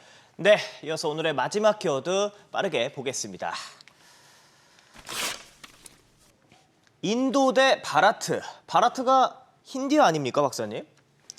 예, 지금 인도에서 G20 정상회담이 열리고 있습니다. 윤석열 대통령이 지금 이미 인도 뉴델리에 도착을 했어요. 네. 그런데 여기서 모디 총리가 초청장을 보내면서 인도 총리 모디라고 쓰지 않고 프레지던트 오브 바라트라고 썼습니다. 바라트. 예, 우리나라는 바라트 좀 생경하지만 원래 인도의 국명이 바라트입니다. 그런데 국제적으로는 인도로 지금 돼 있죠. 우리나라 헌법에 대한민국은 민주공화국이다 돼 있지만 우리나라가 국제적으로는 코리아로 돼 있는 거와 네. 마찬가지예요. 자, 그런데 문제는 지금 인도 내에서 정치적 갈등이 빚어지면서 모디 총리가요, 국명을 인도를 바라트로 바꾸려는 움직임을 갖고 있습니다. 지금 모디 총리가 소속돼 있는 당 이름이 BJP인데 그게 바로 바라트 당이에요. 그런데 바라트가 무슨 의미냐면 인도의 아주 고대 선조들의 어떤 민족, 종족의 이름인데 이게 힌두교의 전통에서 나온 거란 말이죠. 그런데 인도는 인구의 20%가 이슬람입니다. 이슬람을 주도로 하는 사람들 입장에서는 이게 원치 않는 것인데 인디아라는 이름을 왜 버리느냐. 그래서 인도냐 바라트냐는 문제는 인도의 인종 갈등이 섞여 있는 것입니다. 인도가 중국을 앞질러서 세계 제1의 나라로 경제 성장이 굉장히 유망한 나라지만 이 국명 개정의 움직임 속에 엄청난 인종 갈등이라는 큰 변수, 이것은 인도 성장을 가로막는 큰 변수일 것입니다. 아무튼 인도와 바라트의 국면 변경에 담긴 뜻을 좀 새삼 새겨볼 필요가 있습니다. 네, 지금까지 오늘의 키워드 애플 날벼락, 화웨이 SK칩, 실업수당, 요소수 대란, 인도 대 바라트 짚어봤습니다. 고맙습니다, 박사님. 감사합니다.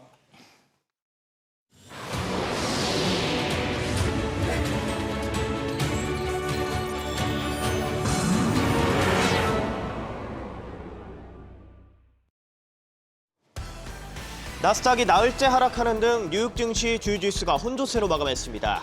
중국 당국의 아이폰 금지령 보도로 글로벌 시가총액 1위 애플의 주가가 급락하면서 기술주 중심으로 투자 심리가 악화됐습니다.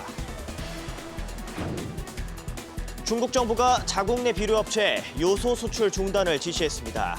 블룸버그 통신은 중국 정부 지시에 따라 중국 대형 비료 제조업체 일부가 이달 초부터 신규 수출 계약을 체결하지 않고 있다고 전했습니다.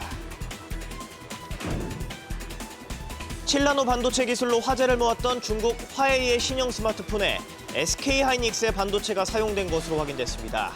SK하이닉스는 미국의 제재 조치가 도입된 이후 화웨이와 거래한 사실이 없다며 경위 파악에 나섰습니다. 현대자동차 노조가 오는 13일과 14일 각각 4시간 부분 파업에 들어갑니다. 실제 파업이 진행되면 5년 만에 이뤄지는 것으로 노사는 21차례 본교섭을 진행했지만 임금 인상 규모 등의 입장 차이를 좁히지 못하고 있습니다. 절기상 이슬이 내리기 시작한다는 백로인 오늘은 전국이 대체로 맑고 큰 일교차를 보이겠습니다. 강원 영동과 경상권, 제주도는 가끔 구름이 많겠습니다. 네, 금요일 아침 모닝벨 2부 시작합니다. 중국 정부가 자국 내 비료업체들에게 요소 수출 중단을 지시했습니다. 지난 2021년 중국이 요소 수출을 제한하면서 요소수 대란을 겪은 우리나라는 긴장할 수밖에 없는데요. 우선 글로벌 증시 상황 보겠습니다. 고유미 캐스터, 뉴욕 증시가 혼조세로 마감했죠. 네, 뉴욕 증시 부진한 흐름을 이어가는 모습입니다. 3대 지수 혼조세로 마감했는데요. 다우지수가 홀로 0.17% 올랐고요. 기술주의 약세가 계속되면서 나스닥 지수는 4일 연속 하락했습니다. 0.89% 떨어졌고요. S&P 500 지수도 0.32% 하락했습니다. 시총 상위 종목도 확인해 보시죠. 중국 정부가 아이폰 사용을 금지했다는 소식에 애플이 이틀 연속 큰 폭으로 떨어졌습니다. 중국 당국은 정부기관 소속 공무원들에게 아이폰을 업무에 사용하거나 사무실에 가져오지 말라고 지시한 것으로 알려졌는데요. 블룸버그에 따르면 이와 같은 조치를 공공기관이나 국영기업으로 확대하려는 조짐도 나타나고 있는 것으로 보입니다. 애플 외에도 마이크로소프트 0.89%, 엔비디아 1.74% 하락했습니다. 시총 10위까지도 보시죠. 테슬라와 메타가 0.17% 하락했고요. 버크셔 소이는 0.05%, 일라이릴리는 2.37% 올랐습니다. 전날과 마찬가지로 기술 섹터가 약세를 보였습니다. 대체로 빨간 빛을 띠고 있죠. 그중에서도 애플이 쨍한 빨간 빛을 띠며 기술주 약세를 주도했습니다. 엔비디아를 비롯한 반도체주도 부진한 모습입니다. 연준이 올해 안에 추가 긴축에 나설 수 있다는 우려에 최근 들어 국채금리가 상승하면서 기술주가 하락 압력을 받고 있습니다. 여기에 고용시장이 여전히 강하다는 것을 시사하는 지표까지 나오면서 연준의 금리 인상 가능성은 더욱 커졌는데요. 지난 2일로 끝난 한 주간 신규 실업보험 청구자 수가 전주 대비 13,000명 감소한 21만 6천 명으로 집계됐습니다. 이는 지난 2월 이후 가장 적은 수준으로 월스트리트 저널이 집계한 전문가 예상치인 23만 명도 밑돌았습니다. 고용시장이 예상보다 강한 모습을 보이면서 연준이 추가 금리 인상에 나설 수 있다는 우려가 강화됐는데요. 금리 선물 시장은 연준이 오는 9월 FOMC에서는 금리를 인상할 가능성보다는 동결할 가능성을 여전히 더 높게 보고 있습니다. 다만 11월 회의에서 인상할 것이라는 시각은 적지 않은데요. 0.25%포인트 인상 가능성이 41.7%, 0.5%포인트 인상 가능성이 2.8%로 도합 약 45%에 달합니다. 앞으로 물가와 고용 지표가 어떻게 나오는지에 따라 추가 금리 인상 가능성이 절반을 넘을 수 있다는 의미죠.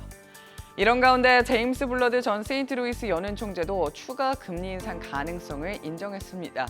인플레이션 수치가 한동안 높은 수준에 머물 것으로 예상되기 때문이라고 말했는데요. 이는 연준이 금리를 더 인상해야 한다는 의미일 수 있다고 경고했습니다.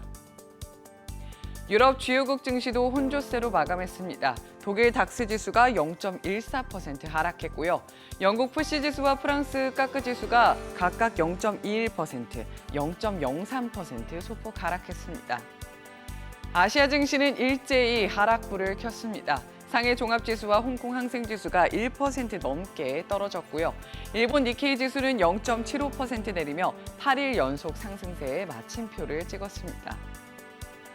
비트코인은 오전 6시를 기준으로 3,557만 원에 거래되고 있습니다. 최근 급등세를 보였던 유가는 하락 전환했는데요. WTI가 0.77% 내리며 배럴당 86달러 선에 거래를 마쳤습니다. 연준이 추가 금리 인상에 나설 수 있다는 우려가 커지면서 최근에 오름세를 보였던 국채금리도 하락했습니다. 전날 5%를 돌파했던 2년물 국채금리가 다시 5% 아래로 내려왔고요. 벤치마크인 10년물 국채금리도 0.04% 하락하며 4.2%대에서 거래를 마쳤습니다. 원달러 환율은 달러당 1,335원에 마감했습니다. 마지막으로 월가 전문가들의 인사이트까지 확인해 보시죠. 앞서 언급한 제임스 블러드 연은 총재의 발언부터 준비돼 있는데요. 연준이 추가 금리 인상에 나설 수 있다는 발언 외에도 9월 경제 전망 요약 상향 조정돼야 할 것이라는 말도 했고요. 그 밖에 전문가들의 앞으로 인플레이션 압력 더 커질 것, 지속적 인플레이션과 높은 금리, 증시에 타격 입힐 것이라는 주장까지 나왔는데요. 한번 들어보시죠. The Atlanta Fed's GDP now, the last time I checked, was in the high 5% range at an annual rate for the third quarter. So that sounds like reacceleration of the U.S. economy. The September SEP is going to have to be adjusted upward on the GDP part, because the committee was expecting, some members were expecting either very slow growth, others were expecting an outright recession in the second half of 2023. That's not materializing. And I think it's a good question whether you can maintain the previous rate path that you had in mind if you're going to have a reacceleration on the GDP side of the economy. When you're looking at your portfolio, and I'm talking about given performance reviews, we're up double digits. So no one's really too concerned right now. What we should be concerned about is the fact that the Fed may want to go higher for longer, and that may mean, again, a rate increase, and then that may stay there for a while. And I think there's a lot of data that's pointing in that direction. You see that the price of crude is up 10% this month. Right. You're seeing that Russia and OPEC are going to combine to try to lower how much output they're going to put out. So all these things I think are going to be more inflationary. There's no doubt the market has had a great run the first 8 months of the year. Even with some volatility and a down month in August, we're still up. The S&P 19%, global equities up 15%. But there are a lot of headwinds, as Sarah and you were just mentioning. You know, inflation might be stickier than expected. We expect the Fed is going to have to keep rates higher for longer. We heard Susan Collins this morning say that until there is a clear path to inflation coming down, that the Fed will not revert and pivot, and that's what we think at NB Private Wealth. And all of that is going to lead to an economic slowdown that we think will eventually play out in lower corporate earnings and will have to affect equities.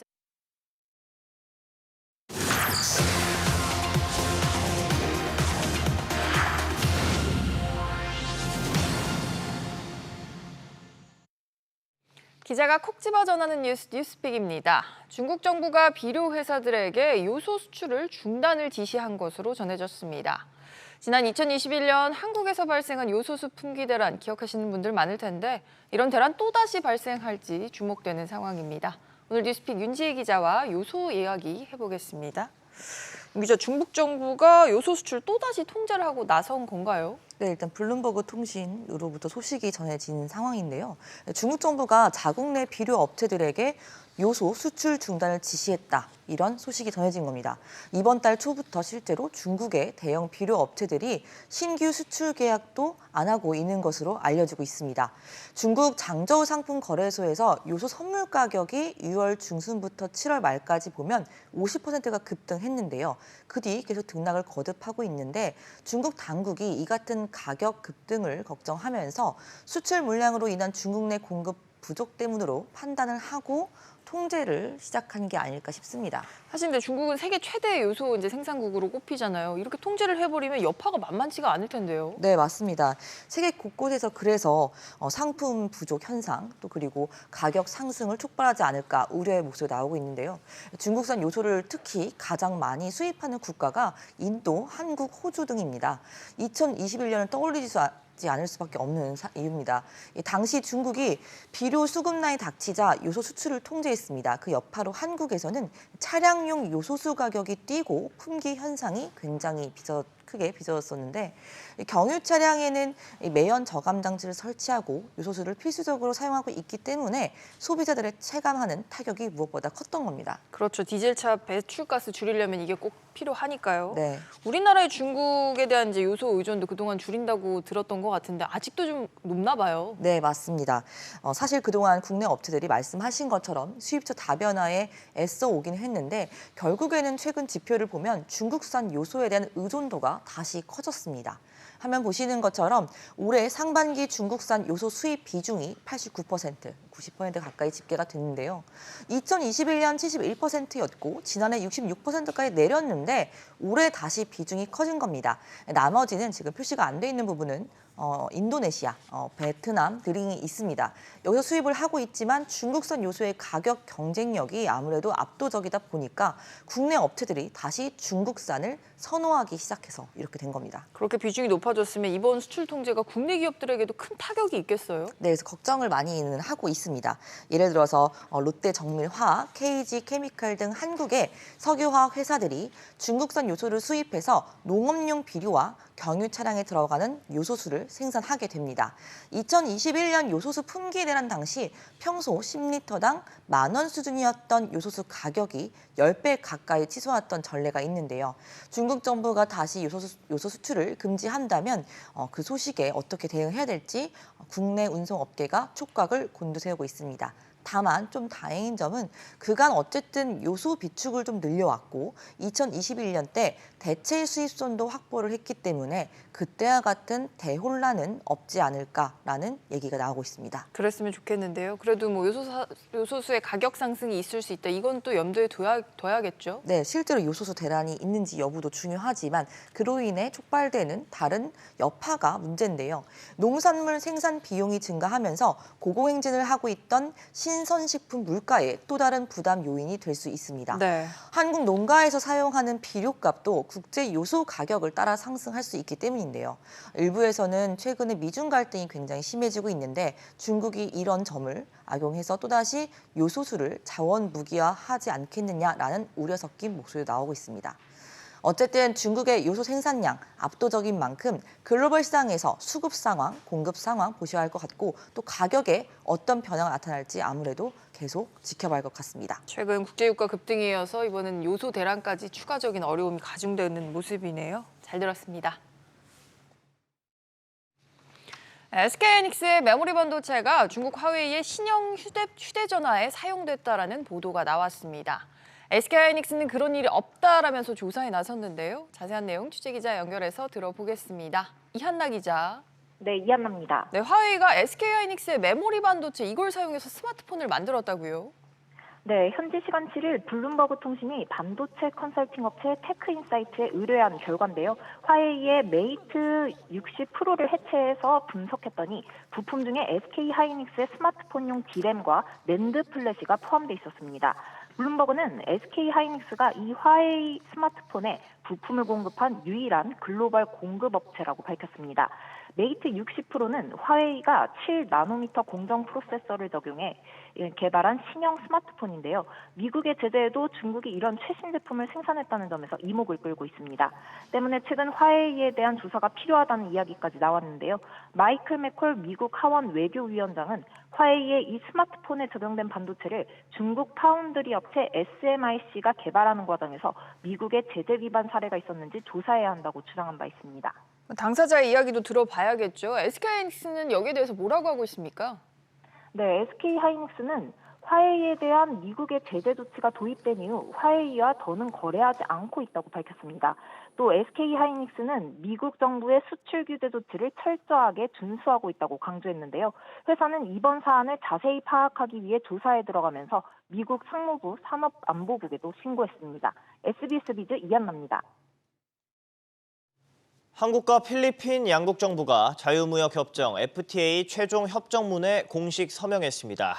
한국산 자동차의 무관세 수출이 가능해지고 이런 상황에서 아세안 무역 네트워크 확장이 기대되고 있습니다. 조슬기 기자와 자세히 알아보겠습니다.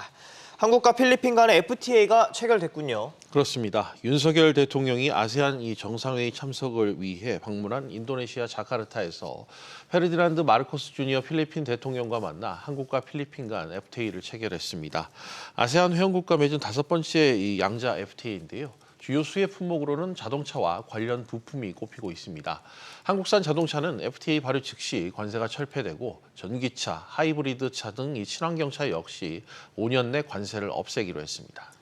네, 인도네시아와도 공급망 협력을 강화하기로 했죠. 네, 윤 대통령은 인도네시아 현지에서 열린 이 비즈니스 라운드 테이블에 어제 참석했는데요. 양국 기업 간의 적극적인 협력을 주문했습니다. 이 원전, 핵심 광물, 신도시 건설 등의 분야에서 실제로 모두 16건의 양해각서가 체결됐습니다. 아울러 이날 행사에는 정의선 현대차 회장, 구광모 LG 회장 등 우리 측 기업인들과 인도네시아 기업인들이 대거 참석했습니다. 네, 다른 소식도 보겠습니다. 국내 28번째 원자력 발전소인 신한울 2호기에 운영 허가가 9년 만에 났다고요. 네, 이 원자력 안전위원회가 어제 경북 울진 신한울 2호기에 운영 허가안을 최종 의결했습니다. 지난 2014년 12월 운영 허가를 신청한 지 약 9년 만인데요. 운영 허가는 이 해당 원전을 정상적으로 운영 가능한 원전으로 공식 인정한다는 뜻입니다. 허가가 최종적으로 떨어진 만큼 앞으로 6개월 정도 시운전을 거쳐 내년 상반기 중으로 상업 가동할 예정인데요. 발전 용량은 1,400메가와트급으로 국내 전체 발전량의 2%를 담당할 수 있는 규모로 국내 전력 수급에도 앞으로 숨통이 트일 것으로 전망됩니다. 네, 관련 소식 좀 더 이어가 보겠습니다. 특히나 더웠던 올 여름인데 올 여름 소상공인들의 전기요금 부담이 크게 늘었죠. 맞습니다. 자영업자들에 대한 이 전기요금 폭탄 우려가 현실화된 것으로 나타났습니다. 네. 김회재 더불어민주당 의원이 한국전력공사로부터 제출받은 자료에 따르면 8월 일반용 평균 전기요금이 올해 70만 원 넘게 나온 것으로 파악됐습니다. 화면 보시는 것처럼 재작년과 작년에는 40만 원대였는데 70만 원대로 크게 뛰어 올랐거든요. 네. 작년과 비교했을 때도 일반용 평균 전기요금이 1년 사이에 40% 넘게 급등했습니다. 한전은 이 부분에 대해서 이 전기요금 분할납부 제도를 신청한 6,900여 명에 대한 평균 요금치라고 이렇게 설명을 했습니다. 그렇지만 이 평균치라고는 해도 인상폭 자체가 보시는 것처럼 너무 크다 보니까 소상공인과 자영업자가 느끼는 인상폭의 체감도가 크다는 지적이 나오고 있습니다. 알겠습니다. 마지막으로 산업계 소식 보겠습니다. 현대자동차 노조는 파업을 예고했죠. 네, 현대차 노조가 올해 임금 단체협약 교섭에서 지금 난항을 겪고 있습니다. 결국 5년 만에 파업 돌입 계획을 세웠는데요. 현대차 노조는 오는 13일과 14일 4시간 부분 파업 계획을 확정했다고 밝혔습니다. 사측은 지난 7일 교섭에서 기본급 10만 6천 원 인상, 또 성과급 350%, 여기에 850만 원 지급 등을 담은 2차 임금안을 제시했지만 노조가 또 받아들이지 않았습니다. 노조가 이번에 실제 파업에 돌입하게 되면 지난 2018년 이후 5년 만에 파업에 돌입하게 됩니다. 네, 잘 들었습니다. 내년 기초연금과 국민연금, 또 공무원연금과 사학연금, 군인연금 등의 각종 공적연금 수급자는 올해보다 약 3.3% 더 많은 연금액을 탈 것으로 보입니다. 오늘 정부가 국회에 제출한 2024년도 예산안을 보면 정부는 내년 기초연금의 기준연금액 지원 단가를 3.3% 올려 현재 월 최대 32만 3천 원을 지급하는 기초연금을 33만 4천 원으로 인상하기로 했습니다. 연금 지급액은 해마다 전년도의 물가 변동률을 반영해 조정됩니다.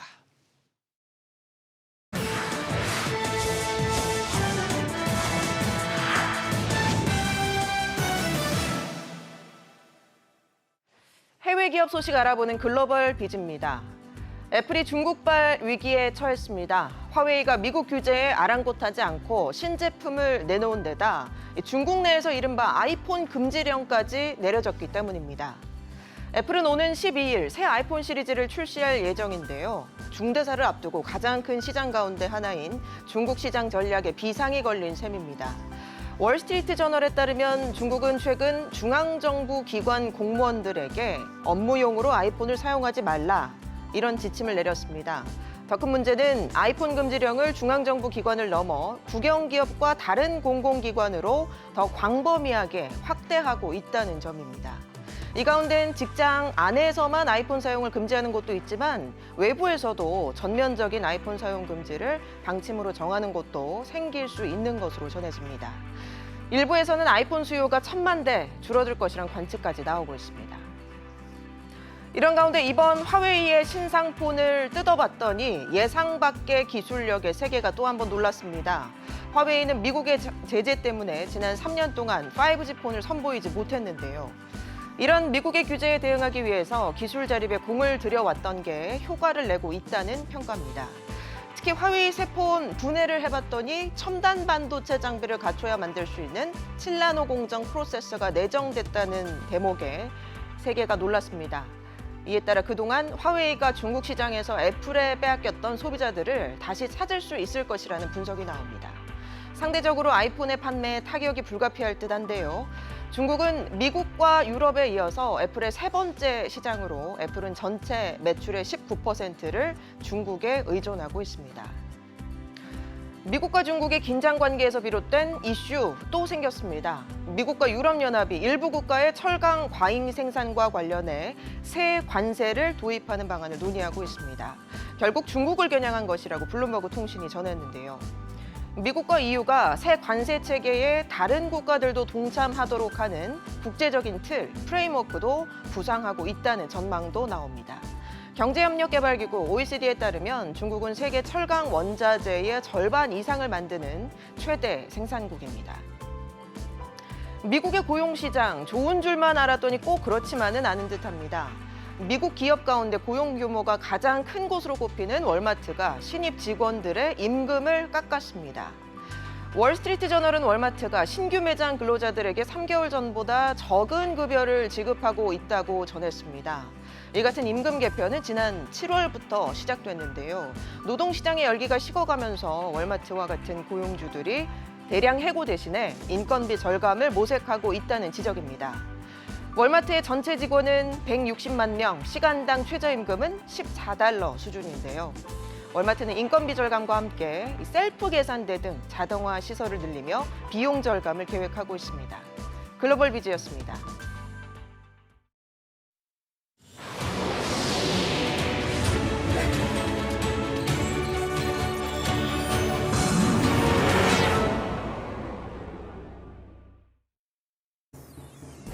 나스닥이 나흘째 하락하는 등 뉴욕 증시 주요 지수가 혼조세로 마쳤습니다. 중국 당국의 아이폰 금지령 보도로 글로벌 시가총액 1위 애플의 주가가 급락하면서 기술주 중심으로 투자 심리가 악화됐습니다. 중국 정부가 자국 내 비료업체에 요소 수출 중단을 지시했습니다. 블룸버그 통신은 중국 정부의 지시에 따라 중국 대형 비료 제조업체 일부가 이달 초부터 신규 수출 계약을 체결하지 않고 있다고 전했습니다. 7나노 반도체 기술로 화제를 모았던 중국 화웨이의 신형 스마트폰에 SK하이닉스의 반도체가 사용된 것으로 확인됐습니다. SK하이닉스는 미국의 제재 조치가 도입된 이후 화웨이와 거래한 사실이 없다면서 경위 파악에 들어갔습니다. 현대자동차 노동조합이 오는 13일과 14일 각각 4시간 부분 파업에 들어갑니다. 실제 파업이 진행되면 5년 만으로 노사는 21차례 본규 수업을 진행했지만 임금 인상 규모 등 입장 차이를 좁히지 못하고 있습니다. 절기상 이슬이 내리기 시작한다는 백로인 오늘은 전국이 대체로 맑고 큰 일교차를 보이겠습니다. 강원 영동과 경상권, 제주도는 가끔 구름이 많겠습니다.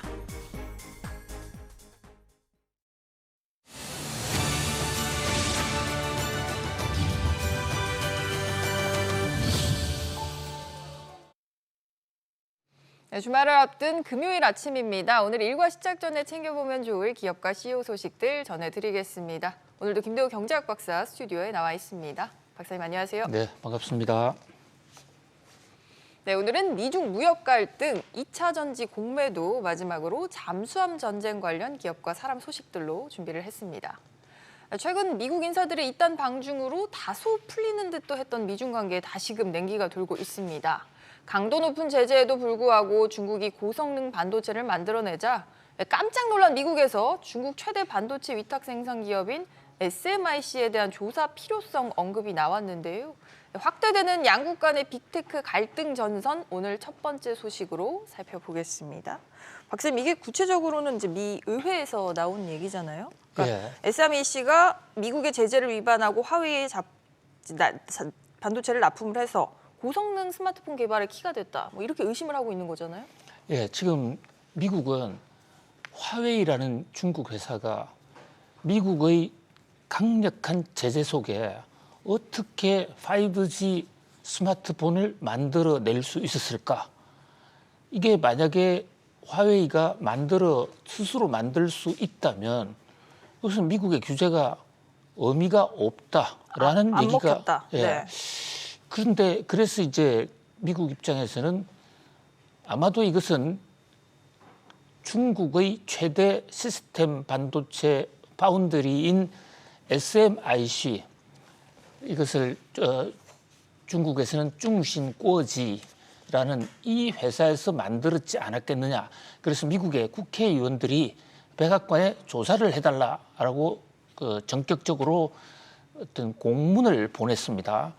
그래도 SMIC가 만약에 화웨이에 7나노 반도체를 제공했다면 이것은 미국의 반도체 제재의 위반이거든요. 그러니까 SMIC도 기본적으로는 미국의 제재 대상인 기업인 거죠, 지금?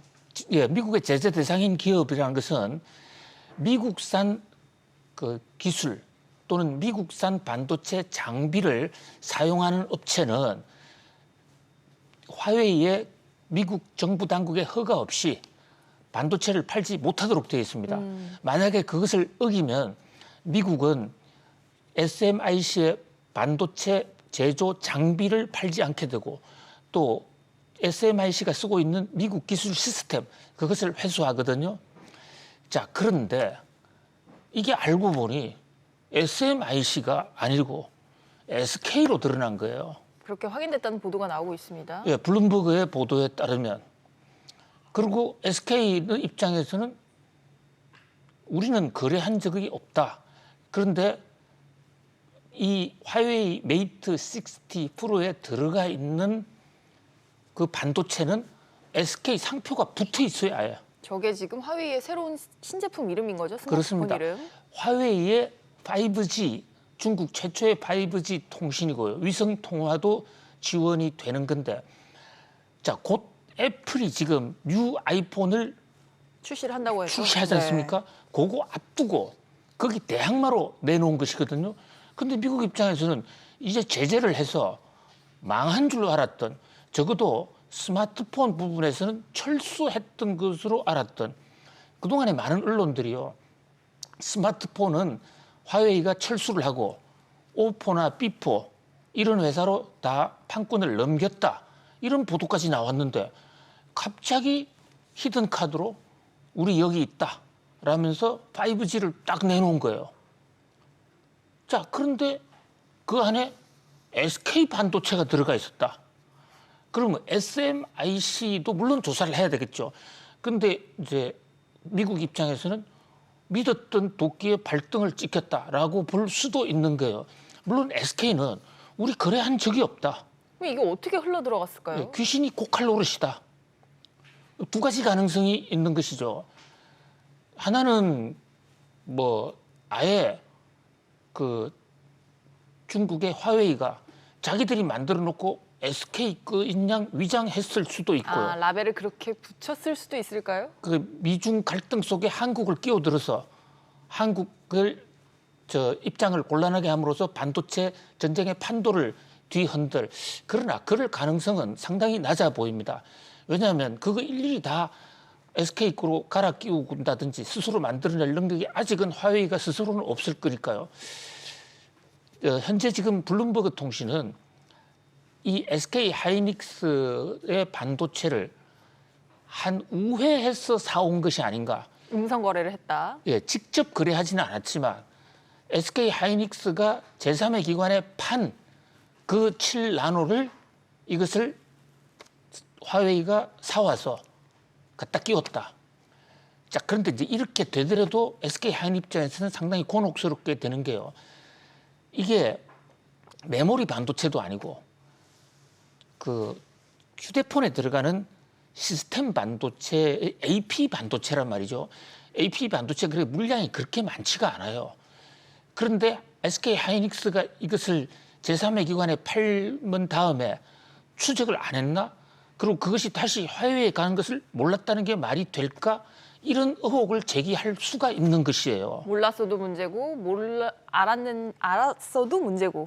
예, 알았어도 왜 추적을 안 했지? 그렇기 때문에 SK 입장에서는 엉뚱하게 정말 불똥을 맞게 됐다. 뭐 가장 희망컨대는 첫 번째 가능성으로 이게 SK 제품도 아닌데 짝퉁을 만들어가지고 SK라고 붙였으면 그랬다면 뭐 SK로서는 오히려 손해배상을 청구해야 될 그런 입장에 있겠지만 만약에 우회를 해갔다 그러면 SK 입장도 상당히 입장이 곤혹스러워질 것이다. 특히 SK는요. 지금 중국에 반도체 생산 공장이 많잖아요. 그러다 보니까 중국의 눈치도 봐야 되고 미국의 눈치도 봐야 되는 아주 민감한 그런 입장에 처해 있거든요. 그렇게 미중 갈등 속에 우리가 고래 싸움에 새우등 터지지 않을까 많은 걱정을 해왔습니다만은 SK 하이닉스가 물론 새우는 아니죠. 또 하나의 훨씬 고래, 크죠. 또 하나의 고래인데 SK 하이닉스라는 고래가 옆에 유탄을 맞았다 이렇게 볼 수가 있는 것이죠. 어쨌든 이것은 경위가 100% 나와야 되고요. 백악관에 일단 SMC, IC도 조사하고 또 SK 하이닉스도 조사를 하고 또 그게 중개해준 회사가 있다면 중개해준 회사도 조사하고 있는 지금 상황이에요. 그동안에는 이 중국의 반도체 우회 수입이 경로가 사우디 등 중동 국가로 알려져 왔습니다. 중동 국가가 최근에 어떤 첨단 제품을 만든다 그러면서 반도체를 많이 사갔거든요. 그래서 미국 일각에서는 중동 국가들도 제재 대상에 올려야 된다라는 얘기까지 나오고 있는 차에 미중 전쟁 속에 하이닉스가 지금 정통으로 지금 논쟁의 한 중앙에 휩싸였다 이렇게 볼 수 있습니다. 참, 화웨이 이야기가 이렇게 뜬금없이 SK 하이닉스까지 갈 줄은 정말 많은 분들이 상상을 못하셨을 것 같은데 화웨이 이야기 좀 더 해보면 좋을 것 같아요. 이번 스마트폰이 그 중국 현지에서는 뭐 대기를 해야 될 정도로 굉장히 인기를 끌고 있다던데 이게 좀 애국 마케팅이랑도 좀 연결이 될까요? 그렇습니다. 뭐 중국에서 말하는 애국 마케팅, 꾸어차오라는 것인데요. 꾸어차오 마케팅의 전형입니다. 지금 중국 각 언론들에 보면요. 이 중국을 위해서 화웨이를 사용하자. 자, 지금 화웨이라는 말이 중국을 위한다라는 얘기예요. 화웨이. 예, 중화 민족을 위한다라는 뜻이고 사실 이 화웨이가 중국 민족의 상징이고 그동안에 미중 간의 갈등 속에서 화웨이 관계자들이 체포도 되기도 하고 얼마나 많은 제재를 받아왔습니까? 중국 사람들 입장에서는요. 오뚜기, 덩 샤오핑의 별명이 쓰러지지 않는 오뚜기지 않습니까? 쓰러뜨려도 다시 일어나고 그것이 중국 정신이기도 해요. 그런데 미국으로부터 그렇게 강력한 정말 초강력 제재를 맞았습니다. 트럼프 대통령 때부터요. 그런데 그런 갓난 신고 끝에 그런 모든 난관을 극복하고 화웨이가 오히려 성능이 더 높아진 그동안에 4G까지만 만들었었다고요. 5G 스마트폰을 만들어낸 거예요. 이것은 중국 중화 민족의 승리다. 그래서 메이트 6T 프로를 안 사는 것은 민족의 반역자다. 이런 얘기까지 있어요. 애국 기업이 됐네요. 그래서 줄을 쓰고 지금 잘 구할 수가 없습니다. 그 주문은 다 동일한 것은 물론이고 지금 줄을 써도 일찍 가야만 지금 살 수 있는 그런 상황이거든요. 그런 상황에서 갑자기 중국이 공무원들에 대해서 외국폰 쓰지 마 하지 않았습니까? 아이폰을 포함해서 우리나라도 포함될 수 있는 거잖아요. 그래서 현재 삼성. 중국에서 팔리는 외국 폰이라는 게 1등이 삼성 아이폰이고 2등이 1등이 애플 아이폰이고 2등이 삼성 갤럭시예요. 물론 삼성 갤럭시는 시장 점유율이 최근에 와서 워낙 줄어들어서 그 충격이 그렇게 크지는 않을 것으로 보이지만요. 중국 사람들이요. 정부에서 쓰지 말라 이러면 적어도 겉으로는 앞장서서 안 쓰고 옆에서 쓰는 사람도 때려잡습니다. 그렇기 때문에 이번 조처는 중국 공무원들만 쓰지 마 했지만 전 인민이 그야말로 삼성과 이제 특히 애플 아이폰은 이제 쓰면 역적이 되는 그런 분위기가 된다는 거죠. 어떻게 보면 중국 정부가 직접적으로 이걸 화웨이를 도와주는 정책이네요, 이게. 중국 정부는 공식적으로 그런 조처를 했다라고 발표한 적이 없어요. 그런데 중국 공무원들은 다 그렇게 받아들이고 있거든요. 우리나라 사드 보복 때도 중국 정부는 우리 사드 보복해서 한국에 관광객 가지 말라고 한 적 없어 했잖아요. 그런데 안 왔지 않습니까? 그러니까 알아서 눈치껏 움직이는 거죠. 슬쩍 뭐 중국 정부가 고위층한테만 얘기를 전달했을 수도 있고 안 했을 수도 있고 그건 진상은 알 수가 없는데 어쨌든 중요한 것은 이미 공직의 현장에서 외국산 스마트폰 쓰는 것을 굉장히 꺼려하는 분위기가 됐다라는 것이 사실입니다. 그러니까 이제 화웨이가 어떤 미국의 대중 제재의 상징이 된 데는 이 창업주와 딸의 역할도 굉장히 컸잖아요. 어떤 인물들이죠? 그렇습니다. 이 우선 창업주 런정페이, 런이라는 게 우리로 임시예요. 우리나라에도 임시가 많은데 중국에도 임시가 많거든요. 자, 이 런정페이라는 분은 원래 잘 나가던 집안의 출신인데 공산당이 들어와서 하방운동을 하면서 완전히 숙청당했어요. 집안이 완전히 멸문이 됐습니다. 그런데 거기에 실망하지 아니하고 중국 인민해방군에 가입을 해서 인민해방군에서 출세를 합니다. 인민해방군 내에서도 기술 전문가로 컸어요. 근데 군대라는 게요. 물류, 기술, 이 굉장히 공병도 굉장히 중요하지 않습니까? 현대전은 결국 기술의 전쟁이거든요. 거기서 중국 군대 내에 무선전화, 무전기 이런 거에 큰 역할을 했어요. 거기서 이제 제대를 해서 자수성가를 했다고 그러는데 이것을 미국에서는 자수성가가 아니고 중국 인민해방군의 뒷배다. 전략적으로 키웠다. 그렇습니다. 그리고요, 이 화웨이라는 회사가 아주 공교롭게도 두 가지 지금도 풀리지 않은 몇 가지 의문이 있는데요. 상장을 안 해요. 큰 기업이 상장을 안 하고 버텨나갈 수 있는 회사 그리 많지가 않습니다. 아, 계속적으로 투자금을 받아야 클 텐데요. 그렇습니다. IPO를 통해서 시중에 자금을 끌어모아야 되는데 자기가 돈이 아주 많아도 상장을 안 하기가 어렵거든요. 테슬라 같은 게 상장하는 거 그렇게 싫어해도 상장 폐지하고 싶어도 상장 폐지 못했지 않습니까? 그래서 돈이 계속 필요하기 때문이거든요. 그런데 여태까지 상장하지도 않고 그런 큰 기업을 키웠다? 그게 의문이고요. 그다음에 화웨이에 대주주가 없어요. 런정페이가 대주주가 아닙니다. 누구예요? 0.1% 가지고 있는 대주주도 없어요. 전 직원이 공동 소유하고 있어요. 이게 사회주의 방식 아니에요? 그러니까 대주주도 없어. 그리고 화웨이는요, 사장도 순회 사장이라고 해서 6개월씩 계속 돌아가면서 하고 있어요. 굉장히 재밌는 회사네요, 화웨이가. 그렇습니다. 그리고 이 회사의 회사의 정신이 늑대 정신이란 말이죠.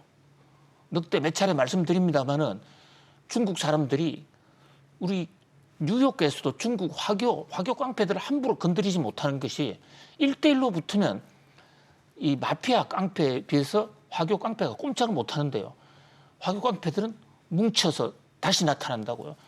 그러니까 동물의 왕국을 보더라도 늑대 한 마리는 사자한테 꼼짝을 못하지만 사자는 지잘난 맛에 혼자 다녀요. 특히 수컷은 절대 어울려 다니지 않습니다. 무리가 있다면 수컷 하나에 암놈 100마리 이렇게는 다니는데 수컷 2마리 이상은 절대 안 다녀요. 그런데 늑대는 수컷끼리 모여 다니고 공격을 해서 공동 공격을 하거든요. 그게 바로 이 화웨이의 정신이다 해서 화웨이에 입사하면 늑대 정신부터 가르친다고요. 그리고 이란에 제재했을 때 화웨이가 기술을 넘겨준 사실이 또 포착이 됐어요.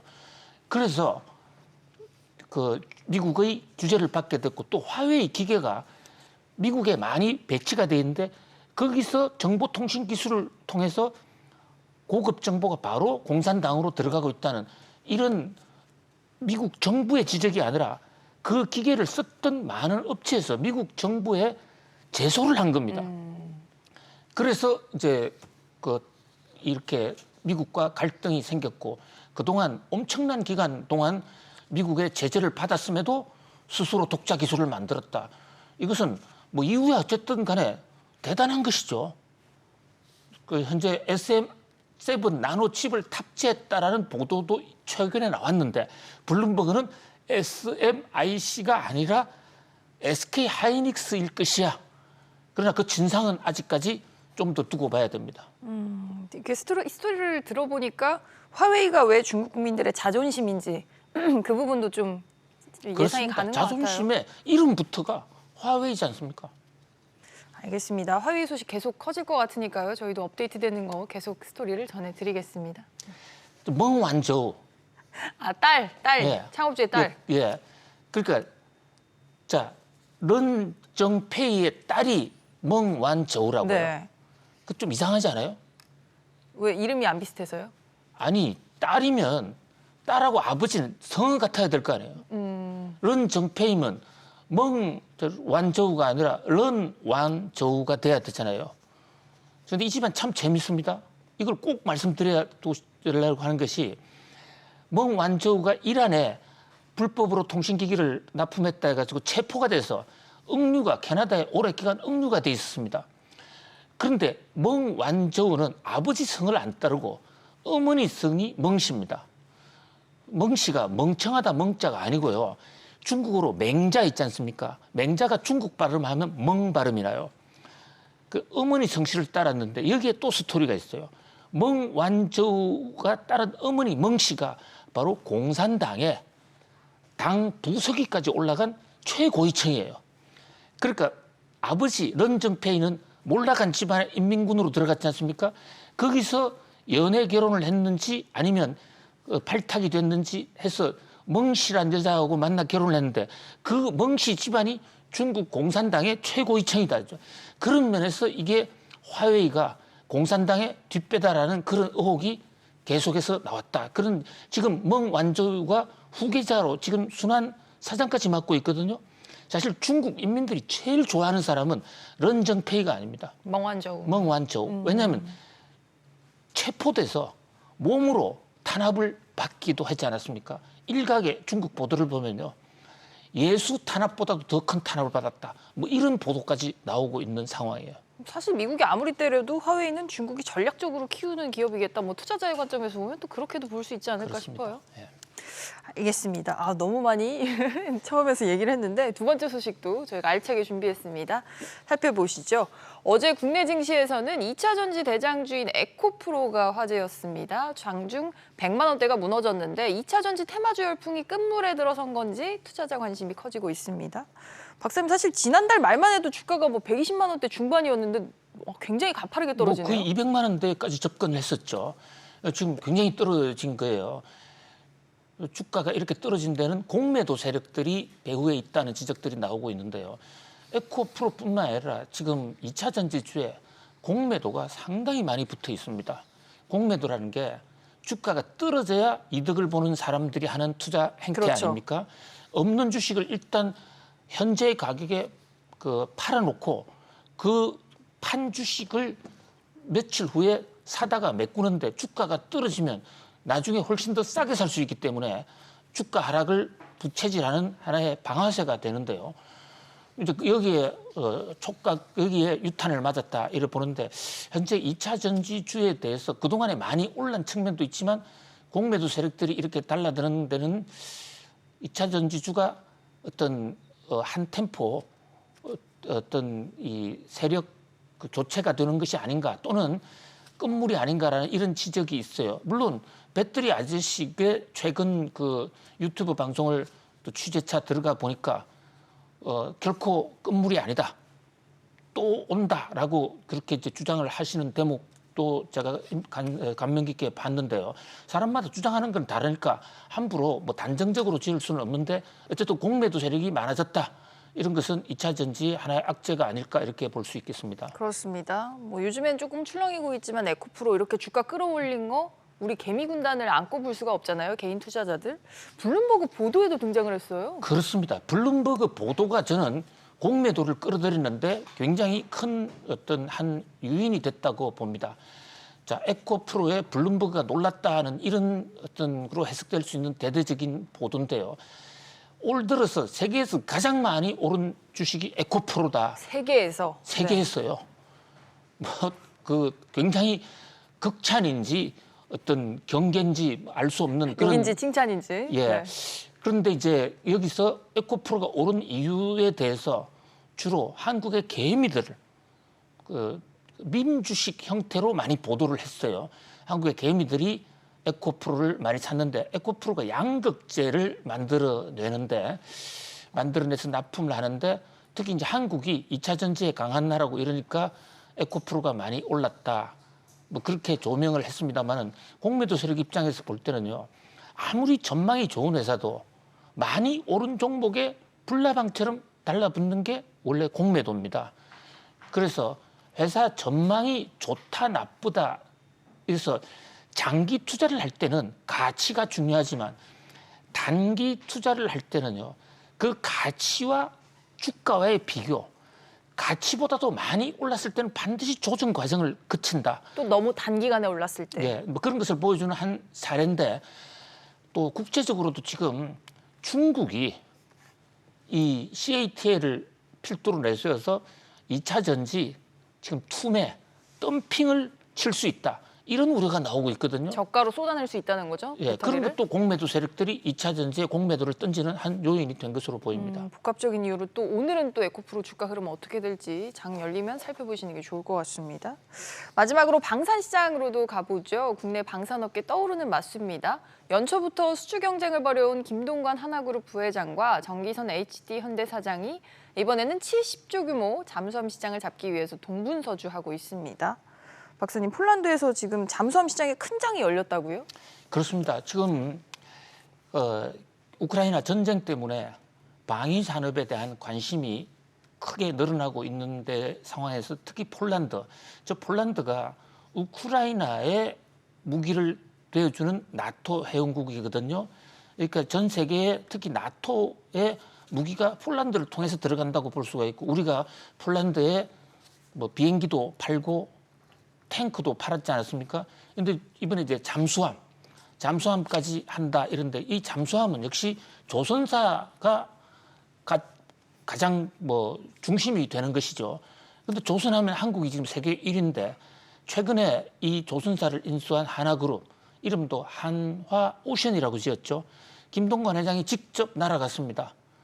그래서 누가 과연 수주하느냐, 기술력 또는 어떤 매출 확보 이런 면에서 주목을 끄는데 문제는 여기에 지금 오랜 그 조선의 1인자인 HD 현대중공업의 정기선 회장도 여기에 성부수를 두고 있고 승계 작업도 사실 이 방위산업 쪽에서 제대로 되느냐가 지금 관건이 되고 있거든요. 그런 면에서 이번 사건은 정기선 대 김동관의 전쟁이다. 이렇게까지 나오고 있습니다. 요즘 이 80년대생, 이 두 분은 80년대생이고 장충초등학교 동기동창이고 그 아버지들도 또 장충초등학교예요. 2세대에 걸쳐서요? 예, 대를 이어 장충초등학교. 장충초등학교 하면 아주 유명한 분이 한 분 계시죠. 누구죠? 그 유명한 박근혜 대통령의 모교이기도 하고 또 정몽준 회장, 김성현 회장 이런 분이 다 장충초등학교 출신들입니다. 자, 지금 이규호 호롱 회장이라든지 이런 분들 다 80년대생들인데 이제 80년대 시대가 열리고 그 선두에 있는 김동관, 정기선 한때는 굉장히 친한 사이였는데 지금은 엄밀한 경쟁자가 됐습니다. 자, 결국 김동관, 정기선의 성패는 방위산업, 잠수함에 달렸다. 또 이 두 분은 싱가포르로 옮겨서 또 한 번의 대첩을 이루는데 그 결과에 재계가 아주 비상한 관심을 표명하고 있습니다. 싱가포르에서는 또 친환경 선박 수출 경쟁에 들어가는데요. 어떻게 보면 이 두 CEO의 경쟁이 불타오르는 게 뭐 역설적이게도 좀 같은 통찰을 하지 않았을까? 이 산업이 뜰 거라고 같은 통찰을 했으니까 그렇지 않을까도 싶습니다. 네, 오늘 저희 코너가 준비한 소식은 여기까지고요. 저희는 다음 주에도 알찬 소식 준비해서 돌아오겠습니다. 박사님, 오늘도 잘 들었습니다. 감사합니다. 감사합니다.